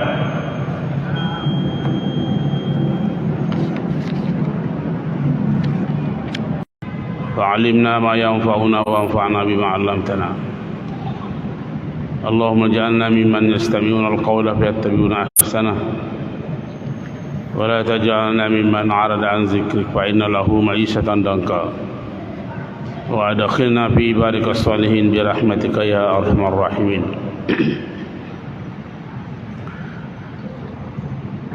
Jamaah maghrib yang dirahmati oleh Allah Subhanahu wa taala, alhamdulillah kembali lagi pada malam hari ini kita berkenan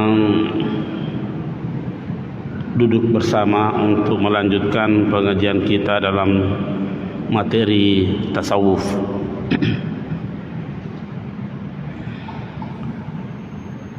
Pada malam ini kita akan membaca salah satu bagian daripada yang dibicarakan di dalam ilmu tasawuf, yaitu babul wara. Babul wara ini kalau diterjemahkan ke dalam bahasa Indonesia kita, wara itu sungguh bermawas diri atau ekstra hati-hati untuk tidak terjerumus kepada hal-hal yang dilarang di dalam agama. Itu namanya al-wara. Penulis kitab ini memulai penjelasannya tentang al-wara ini dengan mengutip salah satu hadis dari Rasulullah sallallahu alaihi wasallam yang dikeluarkan oleh yang diriwayatkan oleh beberapa perawi. Ini hadis dari Abdullah bin Buraidah, dari Abil Aswad Ad-Duwali, dari Abi Zar. Siapa itu Abi Zar? Abi Zar ini adalah salah seorang sahabat Rasulullah sallallahu alaihi wasallam, salah seorang tokoh utama, sahabat utama Rasulullah sallallahu alaihi wasallam. Dalam sebuah riwayat dikatakan bahwa Abu Zar inilah awwalu man hayya Rasulullah sallallahu alaihi wasallam bi tahiyyatil Islam. Inilah sahabat yang pertama menghormati Rasulullah sallallahu alaihi wasallam dengan penghormatan secara Islami.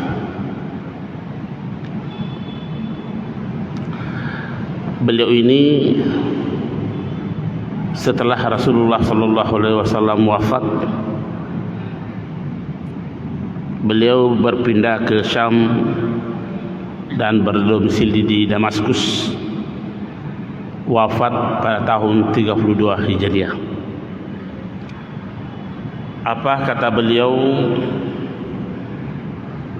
mengutip sabda Rasulullah sallallahu alaihi wasallam, qala Rasulullah sallallahu alaihi wasallam, Rasulullah sallallahu alaihi wasallam bersabda, min husni islamil mar'i tarkuhu ma la ya'nihi. Diriwayatkan oleh Imam Tirmidzi, diriwayatkan oleh Ibnu Majah, dan diriwayatkan oleh Imam Malik, dan disebutkan dalam kitab hadis Al-Muwatta. Apa artinya min husni islamil mar'i tarkuhu ma la ya'nihi? Sebahagian daripada tanda-tanda keislaman seseorang itu adalah meninggalkan yang tidak ada manfaatnya. Jadi tanda keislaman seseorang bisa dilihat dari sikap dan perilakunya dan pernyataan perkataannya, meninggalkan apa yang tidak ada manfaatnya. Bicara sia-sia, bergaul, melakukan perbuatan yang tidak bermanfaat, itulah salah satu tanda. Ya. Tentu ini sangat berkaitan dengan persoalan al-wara'. Ya. Kalau Imam Abu Ali Ad-Daqqaq berkata, ammal wara'u fa innahu tarkus syubhat. Ya. Yang dimaksud dengan wara' adalah meninggalkan hal-hal yang samar-samar, meninggalkan hal yang samar-samar. Karena dalam kehidupan kita ini yang namanya halal sudah jelas, yang namanya haram juga jelas. Di antara yang halal dan yang haram ada hal-hal yang samar-samar. Mau dibilang halal haram, mau dibilang haram kayaknya halal. Kalau posisi seperti ini, kata Rasulullah sallallahu alaihi wasallam bahwa siapa yang mengerjakan sesuatu yang samar-samar, maka sama saja dia telah melakukan yang haram. Oleh karenanya Imam Ali bin Abi Thalib berpendapat bahwa yang dimaksud dengan wara adalah meninggalkan yang samar-samar.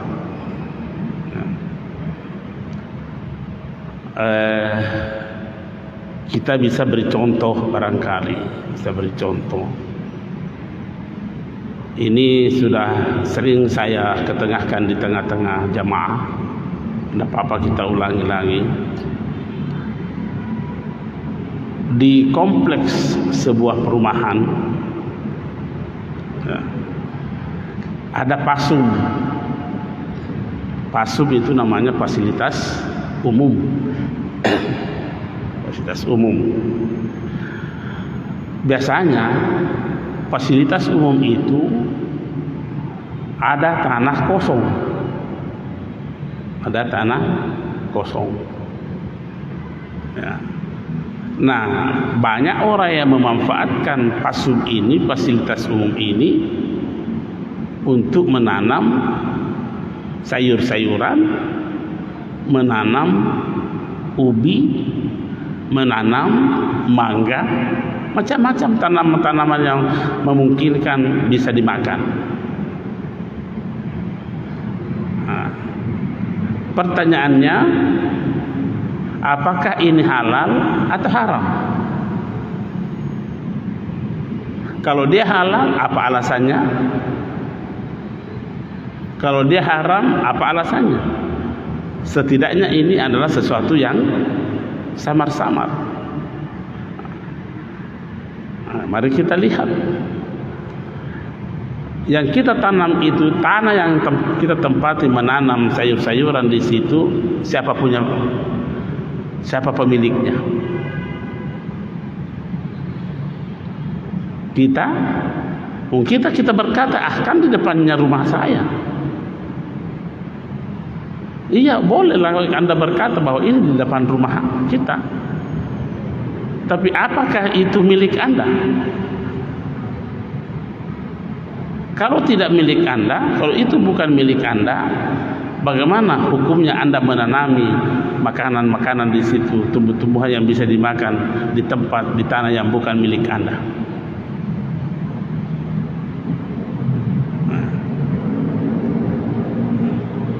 Kan bisa kontroversi orang ini, itu halal. Saya belum menemukan dalil halalnya ini.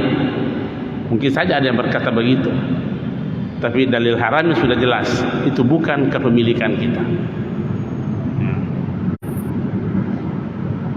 Yang begini-begini, samar-samar begini, kata ulama kita, ya itulah namanya al-wara, bermawas diri. Ya. Ada seorang ulama besar di Baru, bukan masih gurunya Ki Ambudale, namanya Haji Daeng. Saya tahu ini ceritanya karena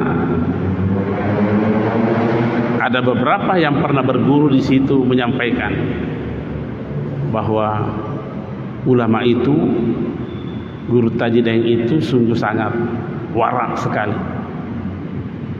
Suatu ketika ada orang yang membawakan kepiting,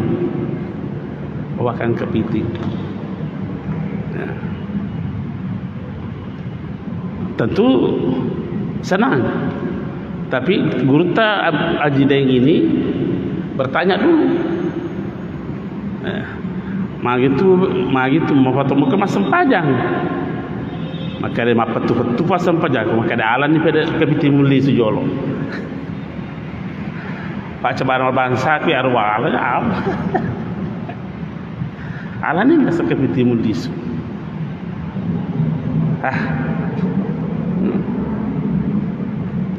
Saking hati-hatinya itu. Ada juga guru saya yang saya kenal, tapi sudah almarhum beliau. Dia menyatakan, kalau kamu ke pasar membeli daging, jangan pernah sentuh dagingnya orang itu. Kenapa? Karena boleh jadi saat kamu menawar menyentuh dagingnya orang, ada daging yang melengket di sini, dan itu bagian berapa berat timbangannya itu, dan Anda bawa pergi. Okelah kamu membeli, tapi ini yang tidak masuk timbangan yang melengket di sini. Apakah Anda beli ini atau tidak? Tidak. Yang kau beli itu yang ditimbang, itu yang halal. Tapi yang melengket di tangan ini yang kau bawa pergi, sekalipun kau tidak makan, apa namanya itu? Inilah namanya al-wara, meninggalkan hal-hal yang syubhat. Pernyataan Ali bin Abi Thalib ini sama apa yang diucapkan oleh salah seorang ulama besar. Ini bukan sahabat, tapi ia termasuk tabi'in, yaitu Ibrahim bin Adham. Ibrahim bin Adham ini kelahirannya tahun 102 Hijriah. Ya, mungkin seleting lah Imam Malik. Seleting Imam Malik ini, Ibrahim bin Adham. Dan dia terkenal sebagai seorang sufi besar. Apa dia katakan? Al-wara'u, wara' itu adalah tarku kulli syubhah, meninggalkan semua yang dikategorikan sebagai perkara-perkara syubhat, perkara-perkara syubhat, dan meninggalkan semua yang tidak ada manfaatnya. Apa itu? Huwa tarkul fadalat, meninggalkan semua yang tidak ada faedahnya. Nah, sekarang ini dalam kehidupan sosial kita sungguh terlalu banyak di hadapan kita hal-hal yang samar-samar. Ya. Contohnya sekarang ini kita kan banyak memegang HP. Ketika ada seseorang yang memposting sebuah fitnah, itu kan banyak begitu, dan kita tidak tahu apa fitnah itu atau apa, atau kebohongan. Dengan gampang kita juga meneruskan, memforward kepada yang lain lagi. Apakah kita tidak termasuk penyebar kebohongan?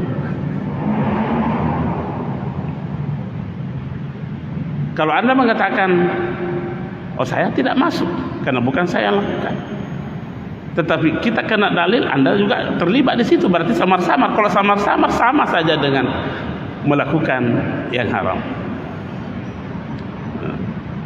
Jadi tidak semua yang kita dengar itu harus kita sebarkan, harus kita sampaikan.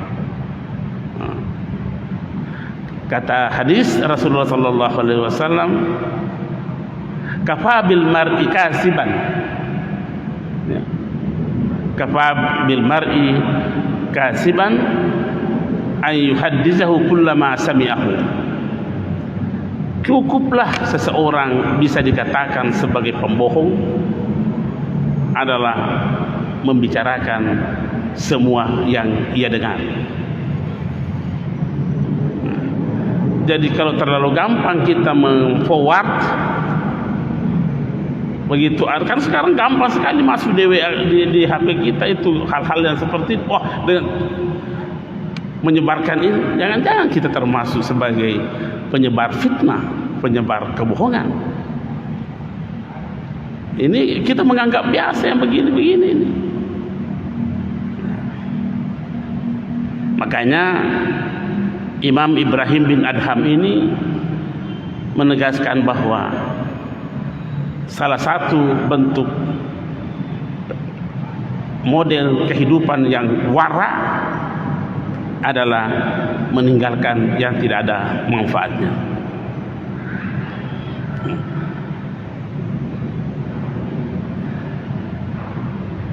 Oleh karenanya Abu Bakar As-Siddiq radhiyallahu anhu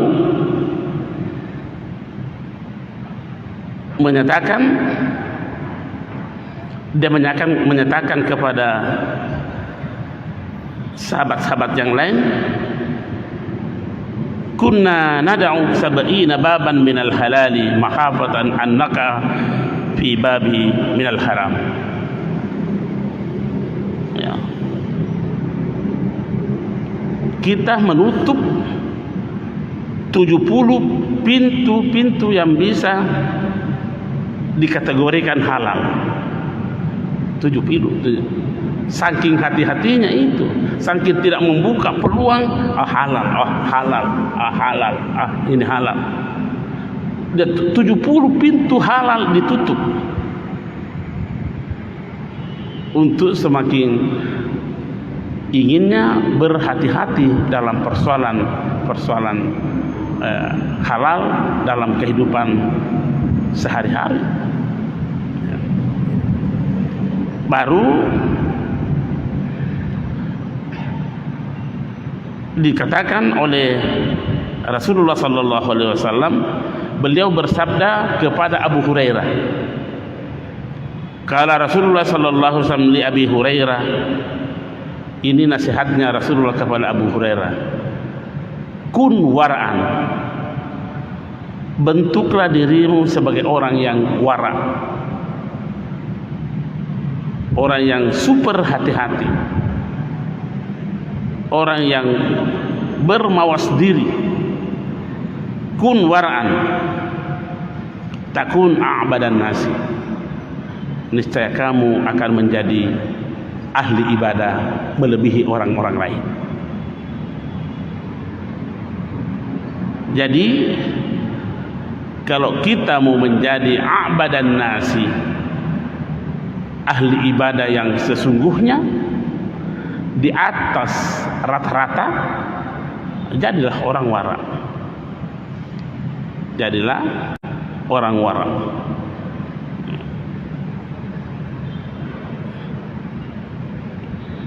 Termasuk kita harus berhati-hati dalam persoalan melarang, ya. Jangan sampai yang kita larang itu adalah sesuatu yang halal.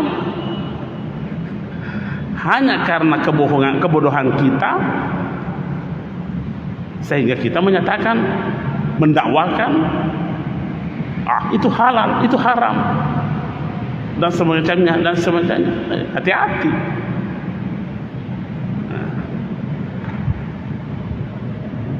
Ini nasihat-nasihat Rasulullah sallallahu alaihi wasallam semuanya, sekalipun kepada Abi Hurairah, tetapi tentu yang dimaksudkan adalah untuk kita semua ini.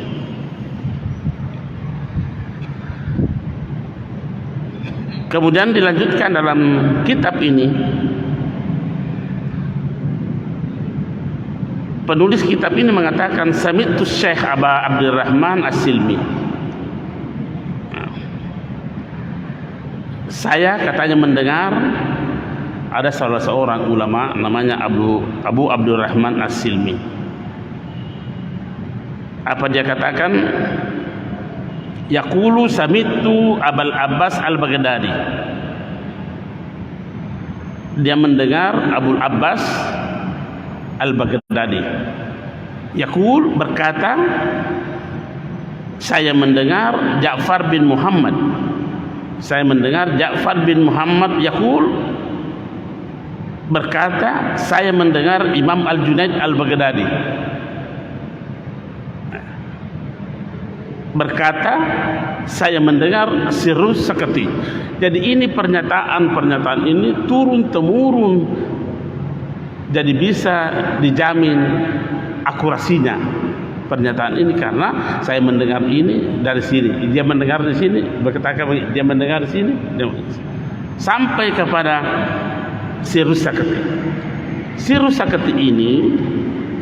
Sakati ini hubungannya Sirrus Sakati dengan Junaid Al-Baghdadi adalah Imam Junaid Al-Baghdadi kemenakan daripada Sirrus Sakati, ya, kemenakan.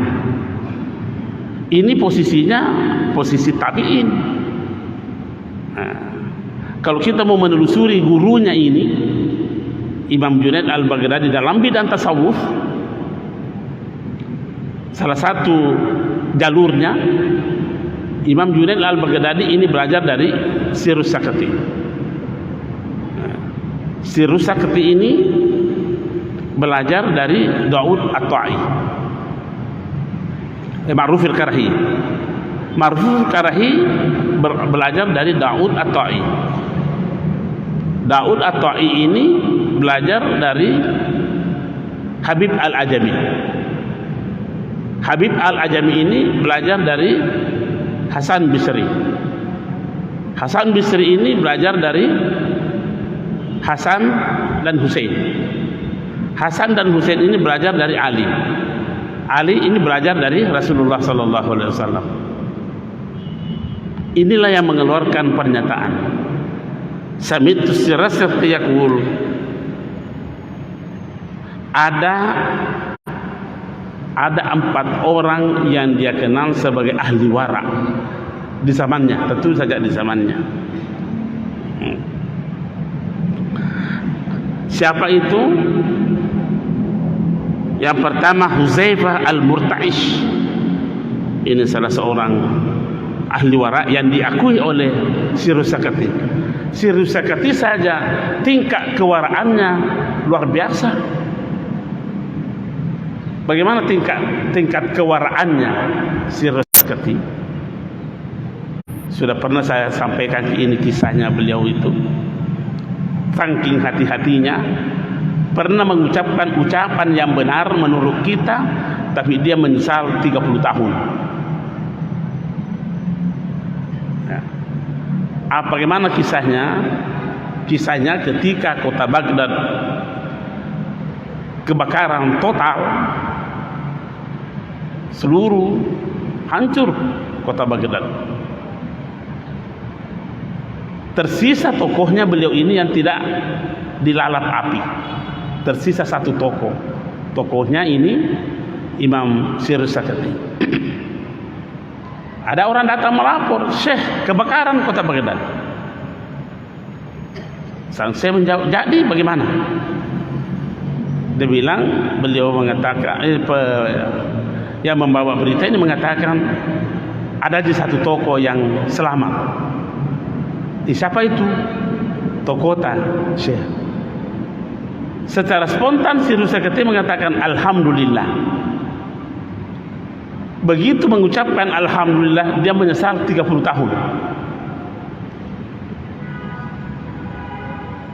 Orang bertanya, Syekh ini kenapa menyesal begitu, Syekh? Dia bilang, tahu enggak? Ketika saya mengucapkan alhamdulillah di tengah-tengah kehancurannya penduduk, sepertinya saya mengatakan untung saya, biar mereka seperti itu. Coba. Mengucapkan ucapan yang benar menurut tingkatan kita, tapi menurut Imam Sirusakati sudah 1 pelanggaran besar. Nah, inilah orang sudah sekian tinggi waraknya, ada 4 orang diakui kewaraannya, dia tidak masukkan dirinya. Dia tidak masukkan dirinya. Bayangkan kalau orang seperti itu yang mengakui kewaraan kita, Masya Allah. Nah, siapa itu? Yaitu Huzaifah Al-Murta'ish.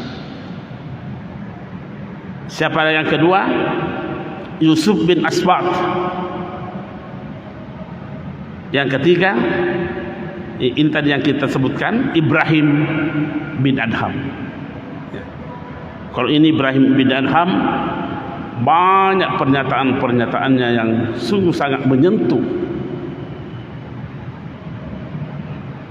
perasaan kita, hati kita. Salah satu pernyataannya Ibrahim bin Adham itu yang saya hafal, salah satu diantaranya ialah al-hurru man haraja 'anid dunya qabla an yakhruja minha. Orang merdeka, orang yang merdeka, maksudnya orang merdeka yang bukan hamba-hamba sahaya. Orang yang merdeka itu adalah orang yang mampu keluar dari dunia sebelum ia meninggalkan dunia.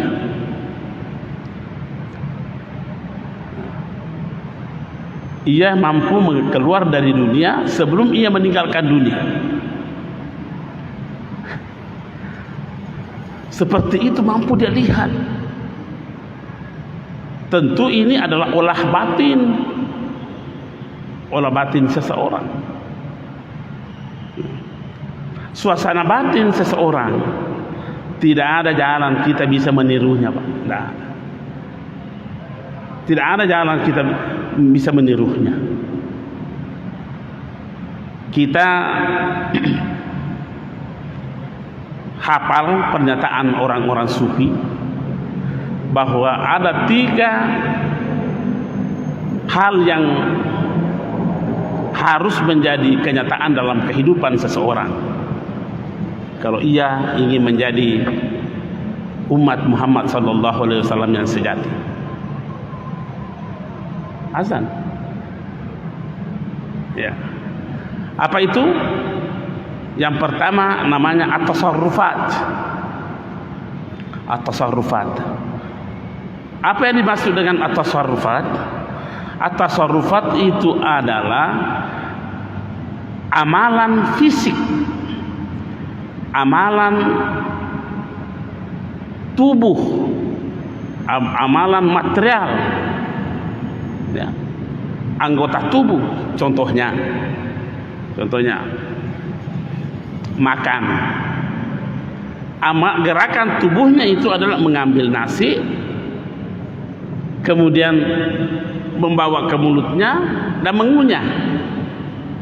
Itu namanya amalan anggota tubuh. Amalan anggota tubuh. Manusia tidak cukup hanya di itu. Manusia tidak cukup hanya bekerja itu anggota tubuhnya, tetapi harus meningkat kepada yang kedua, namanya al-akhlak. Al-akhlak ini artinya adalah nilai yang ada pada perilaku orang itu, tata keramahnya. Antara lain kada persoalan makan, nilainya itu aja mau lonceng mambil anunya orang di depannya orang, itu tata keramahnya. Atau jangan bicara pada saat makan, atau berdoa sebelum makan. Itu akhlaknya itu. Semua yang pertama at-tasarrufat dan akhlak ini masih bisa kita menirunya, masih bisa kita tiru orang. Kalau orang ambil nasi, ambil tongki. Kalau orang diam tongki, masih bisa ditiru. Tapi satu hal yang tidak ada jalan untuk menirunya adalah al-ahwal, suasana batin seseorang. Tidak ada jalan kita mau menirunya. Tidak mungkin. Di antara kita di sini ini, tidak ada yang bisa, saya mau tiru-tiru suasana batinnya Pak Haji umpamanya. Tidak ada jalan. Tapi yang bisa kita tiru gerakan fisik itu. Nah, duduk menghadap, itu gerakan fisik. Ya, itu bermacam-macam orang duduk, masih bisa ditiru orang. Akhlaknya duduk tenang menghadap kepada pemateri, tidak bisa kita lakukan, bisa ditiru. Tapi suasana batin yang menyertai kehidupan kita itu bisa tidak kita tiru dengan yang lain. Tidak ada jalan meniru. Oleh karenanya suasana batin ini yang harus diusahakan oleh kita sendiri. Bagaimana caranya? Melalui al-mujahadah wal mukasyafah wal musyahadah. Ini untuk melahirkan sifat sikap al-wara' dalam kehidupan kita. Al-mujahadah itu artinya kesungguhan secara maksimal, kesungguhan, bersungguh-sungguh. Al-mukasyafah itu adalah tersingkapnya hambatan-hambatan secara spiritual.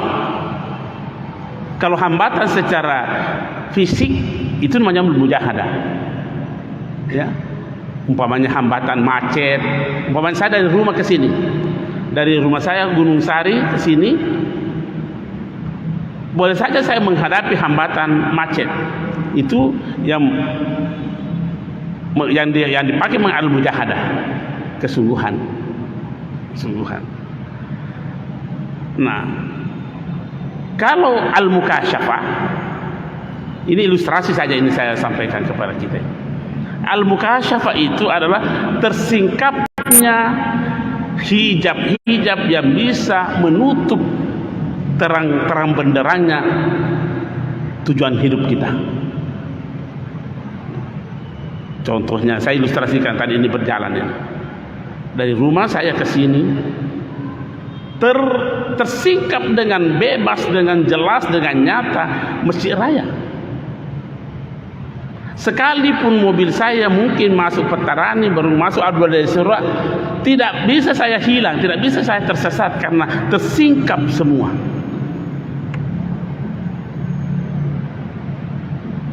Saya tiba ke Masjid Raya karena tidak ada hambatan-hambatan spiritual yang bisa membuat saya tersesat.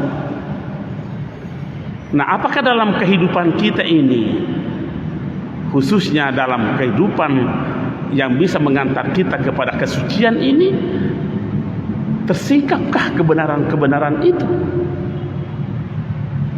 Nah, tersingkapkah kebatilan-kebatilan itu?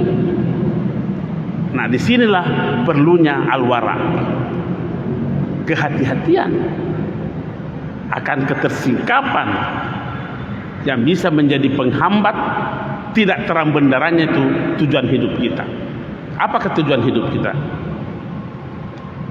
Perjalanan hidup manusia dari yang suci menuju ke yang suci. Itu perjalanan hidup manusia itu. Apa ayatnya? Wa nafakhtu fihi min ruhi. Aku tiupkan roh kehidupan suciku, roh suciku kepada hambaku namanya manusia. Berarti dari suci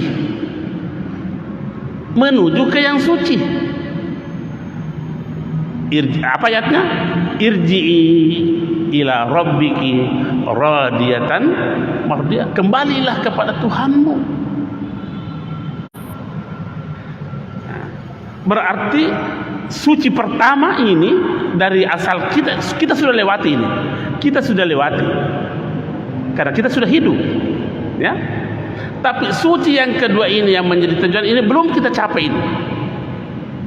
Belum kita sampai di situ. Nah, sekarang persoalannya, mampukah kita sampai di situ atau tidak? Mampukah kita mencapai kesucian yang kedua? Karena antara kesucian pertama dan kesucian kedua, berfluktuatif itu. Macam-macam seperti yang dihadapi ini. Kalau kita tidak menjadi manusia al-wara, kita banyak tersesat. Dan tidak tersesat, tidak bisa sampai kepada yang kita tuju, itu yang suci. Kalau persoalan suci pertama semua sudah lewati, buktinya hidup. Tapi suci yang kedua, ada jaminan tidak kita bisa mencapainya itu? Tidak ada jaminan. Apalagi hambatan-hambatannya itu. Dan hambatan-hambatannya itu lebih halus. Saya terjemahkan saja hadisnya. Hambatan-hambatannya itu yang bisa menyerat manusia, menyeret manusia, itu adalah lebih halus, lebih tersembunyi dibanding seekor semut hitam di atas batu hitam di tengah kegelapan malam. Maka tersedih. Lebih terodoh. Jadi kalau bukan al-wara, kita bentuk sikap kita menjadi sikap al-wara, banyak sarang semut hitam yang kita duduki. Itu hadis itu. Dan itu guru saya itu menjamin keabsahan hadis ini. Dan ini hadis sudah kurang lebih 40 tahun yang lalu saya hafal ini, tidak bisa saya lupa. Karena ini melengket betul di hati saya waktu saya diajar syekh saya di Masjidil Haram Mekah. Waktu saya masih mengaji di sini, saya hafal. Jadi kemana-mana saya harus sampaikan ini, bahwa yang bisa menyeret manusia dalam kegelapan, dalam kesesatan itu jauh lebih halus dibanding halusnya tersembunyinya seekor semut hitam di atas batu hitam di tengah kegelapan malam. Sama tadi yang kita kisahkan itu, persoalan yang halal, yang tanaman sayur-sayuran itu di depan rumahnya, yang di luar pagarnya bukan miliknya, masih ditanami sayur. Itu kan di depan rumahmu, tapi bukan hak milikmu. Bagaimana nasibnya itu kalau menjadi sayur? Kau makan, kau minum, kau kasih makan anak cucumu. Kenapa bisa begitu? Al-wara tidak ada. Ya. Ini tadi dikatakan Ibrahim bin Adham, orang merdeka, itu sikapnya orang merdeka, mampu keluar dari dunia sebelum ia meninggalkan dunia. Siapa lagi? Karena tadi yang 4 orang disebutkan, yaitu Sulaiman al-Khawas. Sampai-sampai ini Sulaiman diberi gelar dengan Al-Khawas. Spesifiknya orang yang spesifik. Coba. Pengakuan ini orang Sirusakati yang mengakui orang.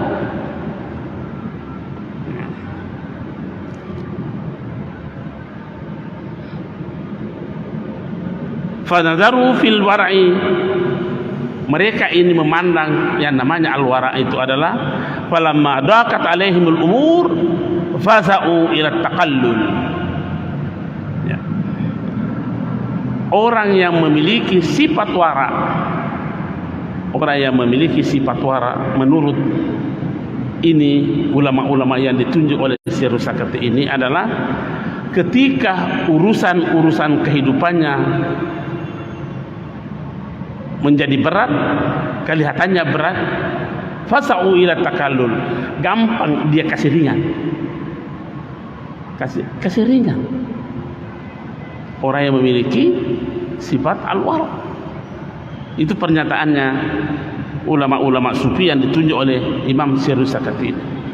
Ketika permasalahan kehidupannya muncul, mereka gampang menemukan jalan keluarnya. Kalau Ibnu Arabi berkata begini, man akhlasa takhallasa. Itu. Man akhlasa takhallasa. Siapa yang mampu memiliki sifat ikhlas, maka ia akan keluar dari seluruh permasalahan kehidupan yang ada.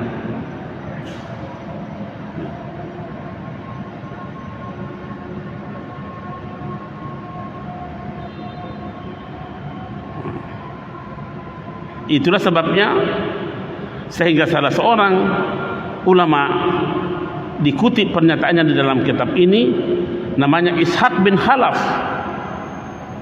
Apa dia katakan? Usman bin Khalafin, al-wara al-mantiq, secara logika namanya al-wara itu asyaddu minhu min fi zahabi wal fiddah, lebih dahsyat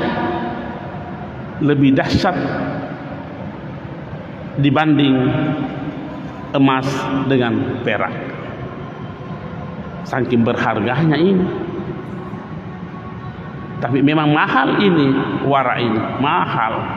Tapi ini yang banyak kita tinggalkan.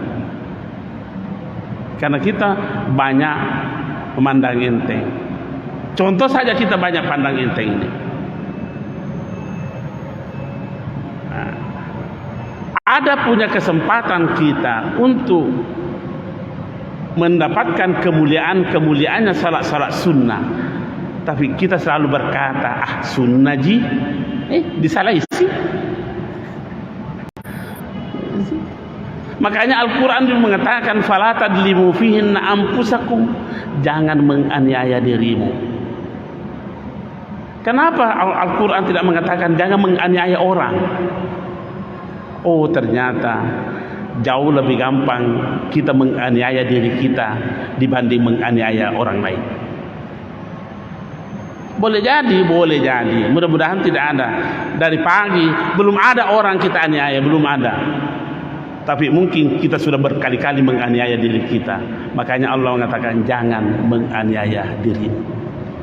Apa namanya menganiaya? Menganiaya kan tidak memberikan hak, mengurangi hak, antara lain itu. Nah sekarang hak-hak yang harus didapat oleh diri kita tentang kemuliaan sunnah itu kita sudah berikan atau tidak?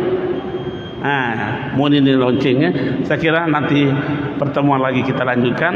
Sekian dan terima kasih. Assalamualaikum warahmatullahi wabarakatuh.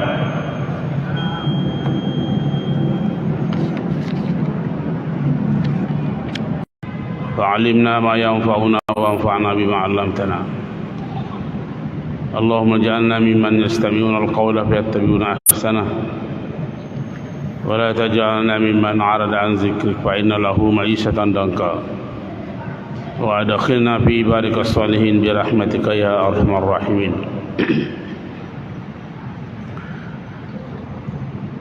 Jamaah maghrib yang dirahmati oleh Allah Subhanahu wa taala, alhamdulillah kembali lagi pada malam hari ini kita berkenan duduk bersama untuk melanjutkan pengajian kita dalam materi tasawuf.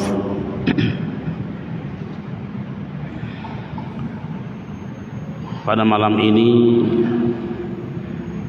kita akan membaca salah satu bagian daripada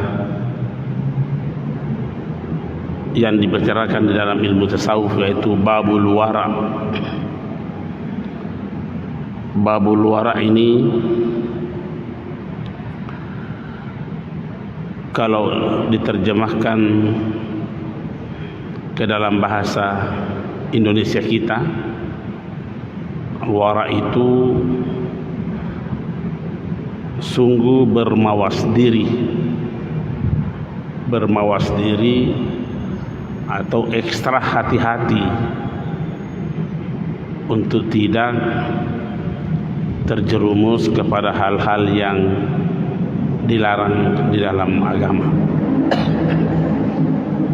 Itu namanya al-wara.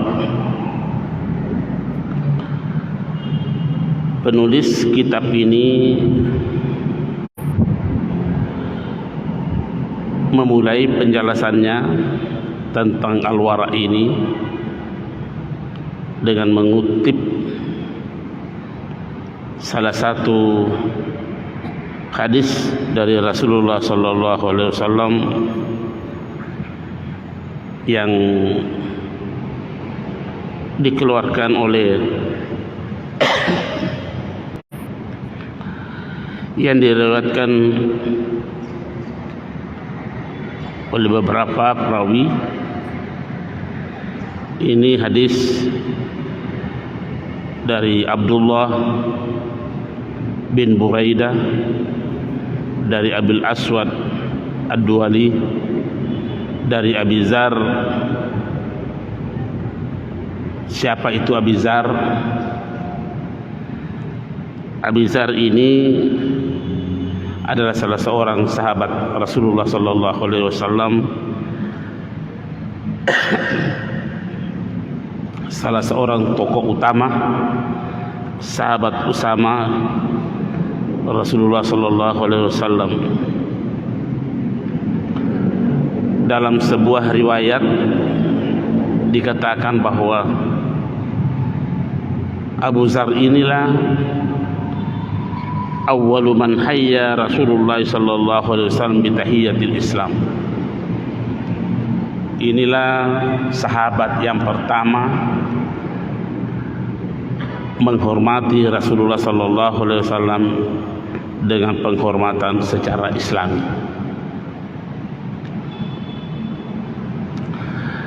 Beliau ini setelah Rasulullah sallallahu alaihi wasallam wafat, beliau berpindah ke Syam dan berdomisili di Damaskus. Wafat pada tahun 32 Hijriah. Apa kata beliau? Mengutip sabda Rasulullah sallallahu alaihi wasallam, qala Rasulullah sallallahu alaihi wasallam, Rasulullah sallallahu alaihi wasallam bersabda, min husni islamil mar'i tarkuhu ma la ya'nihi. Diriwayatkan oleh Imam Tirmidzi, diriwayatkan oleh Ibnu Majah, dan diriwayatkan oleh Imam Malik, dan disebutkan dalam kitab hadis Al-Muwatta. Apa artinya? Min husni islamil mar'i tarkuhu ma la ya'nihi. Sebahagian daripada tanda-tanda keislaman seseorang itu adalah meninggalkan yang tidak ada manfaatnya. Jadi tanda keislaman seseorang bisa dilihat dari sikap dan perilakunya dan pernyataan perkataannya, meninggalkan apa yang tidak ada manfaatnya. Bicara sia-sia, bergaul, melakukan perbuatan yang tidak bermanfaat, itulah salah satu tanda. Ya. Tentu ini sangat berkaitan dengan persoalan al-wara. Ya. Kalau Imam Abu Ali Ad-Daqqaq berkata, ammal wara'u fa innahu tarkus syubhat. Ya. Yang dimaksud dengan wara adalah meninggalkan hal-hal yang samar-samar, meninggalkan hal yang samar-samar. Karena dalam kehidupan kita ini yang namanya halal sudah jelas, yang namanya haram juga jelas. Di antara yang halal dan yang haram ada hal-hal yang samar-samar. Mau dibilang halal haram, mau dibilang haram kayaknya halal. Kalau posisi seperti ini, kata Rasulullah sallallahu alaihi wasallam bahwa siapa yang mengerjakan sesuatu yang samar-samar, maka sama saja dia telah melakukan yang haram. Oleh karenanya Imam Ali bin Abi Thalib berpendapat bahwa yang dimaksud dengan wara adalah meninggalkan yang samar-samar.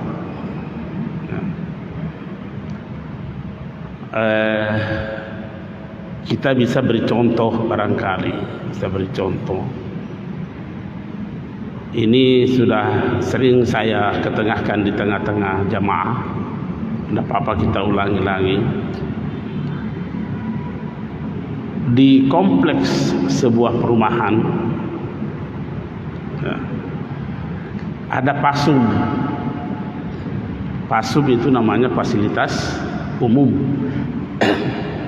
fasilitas umum.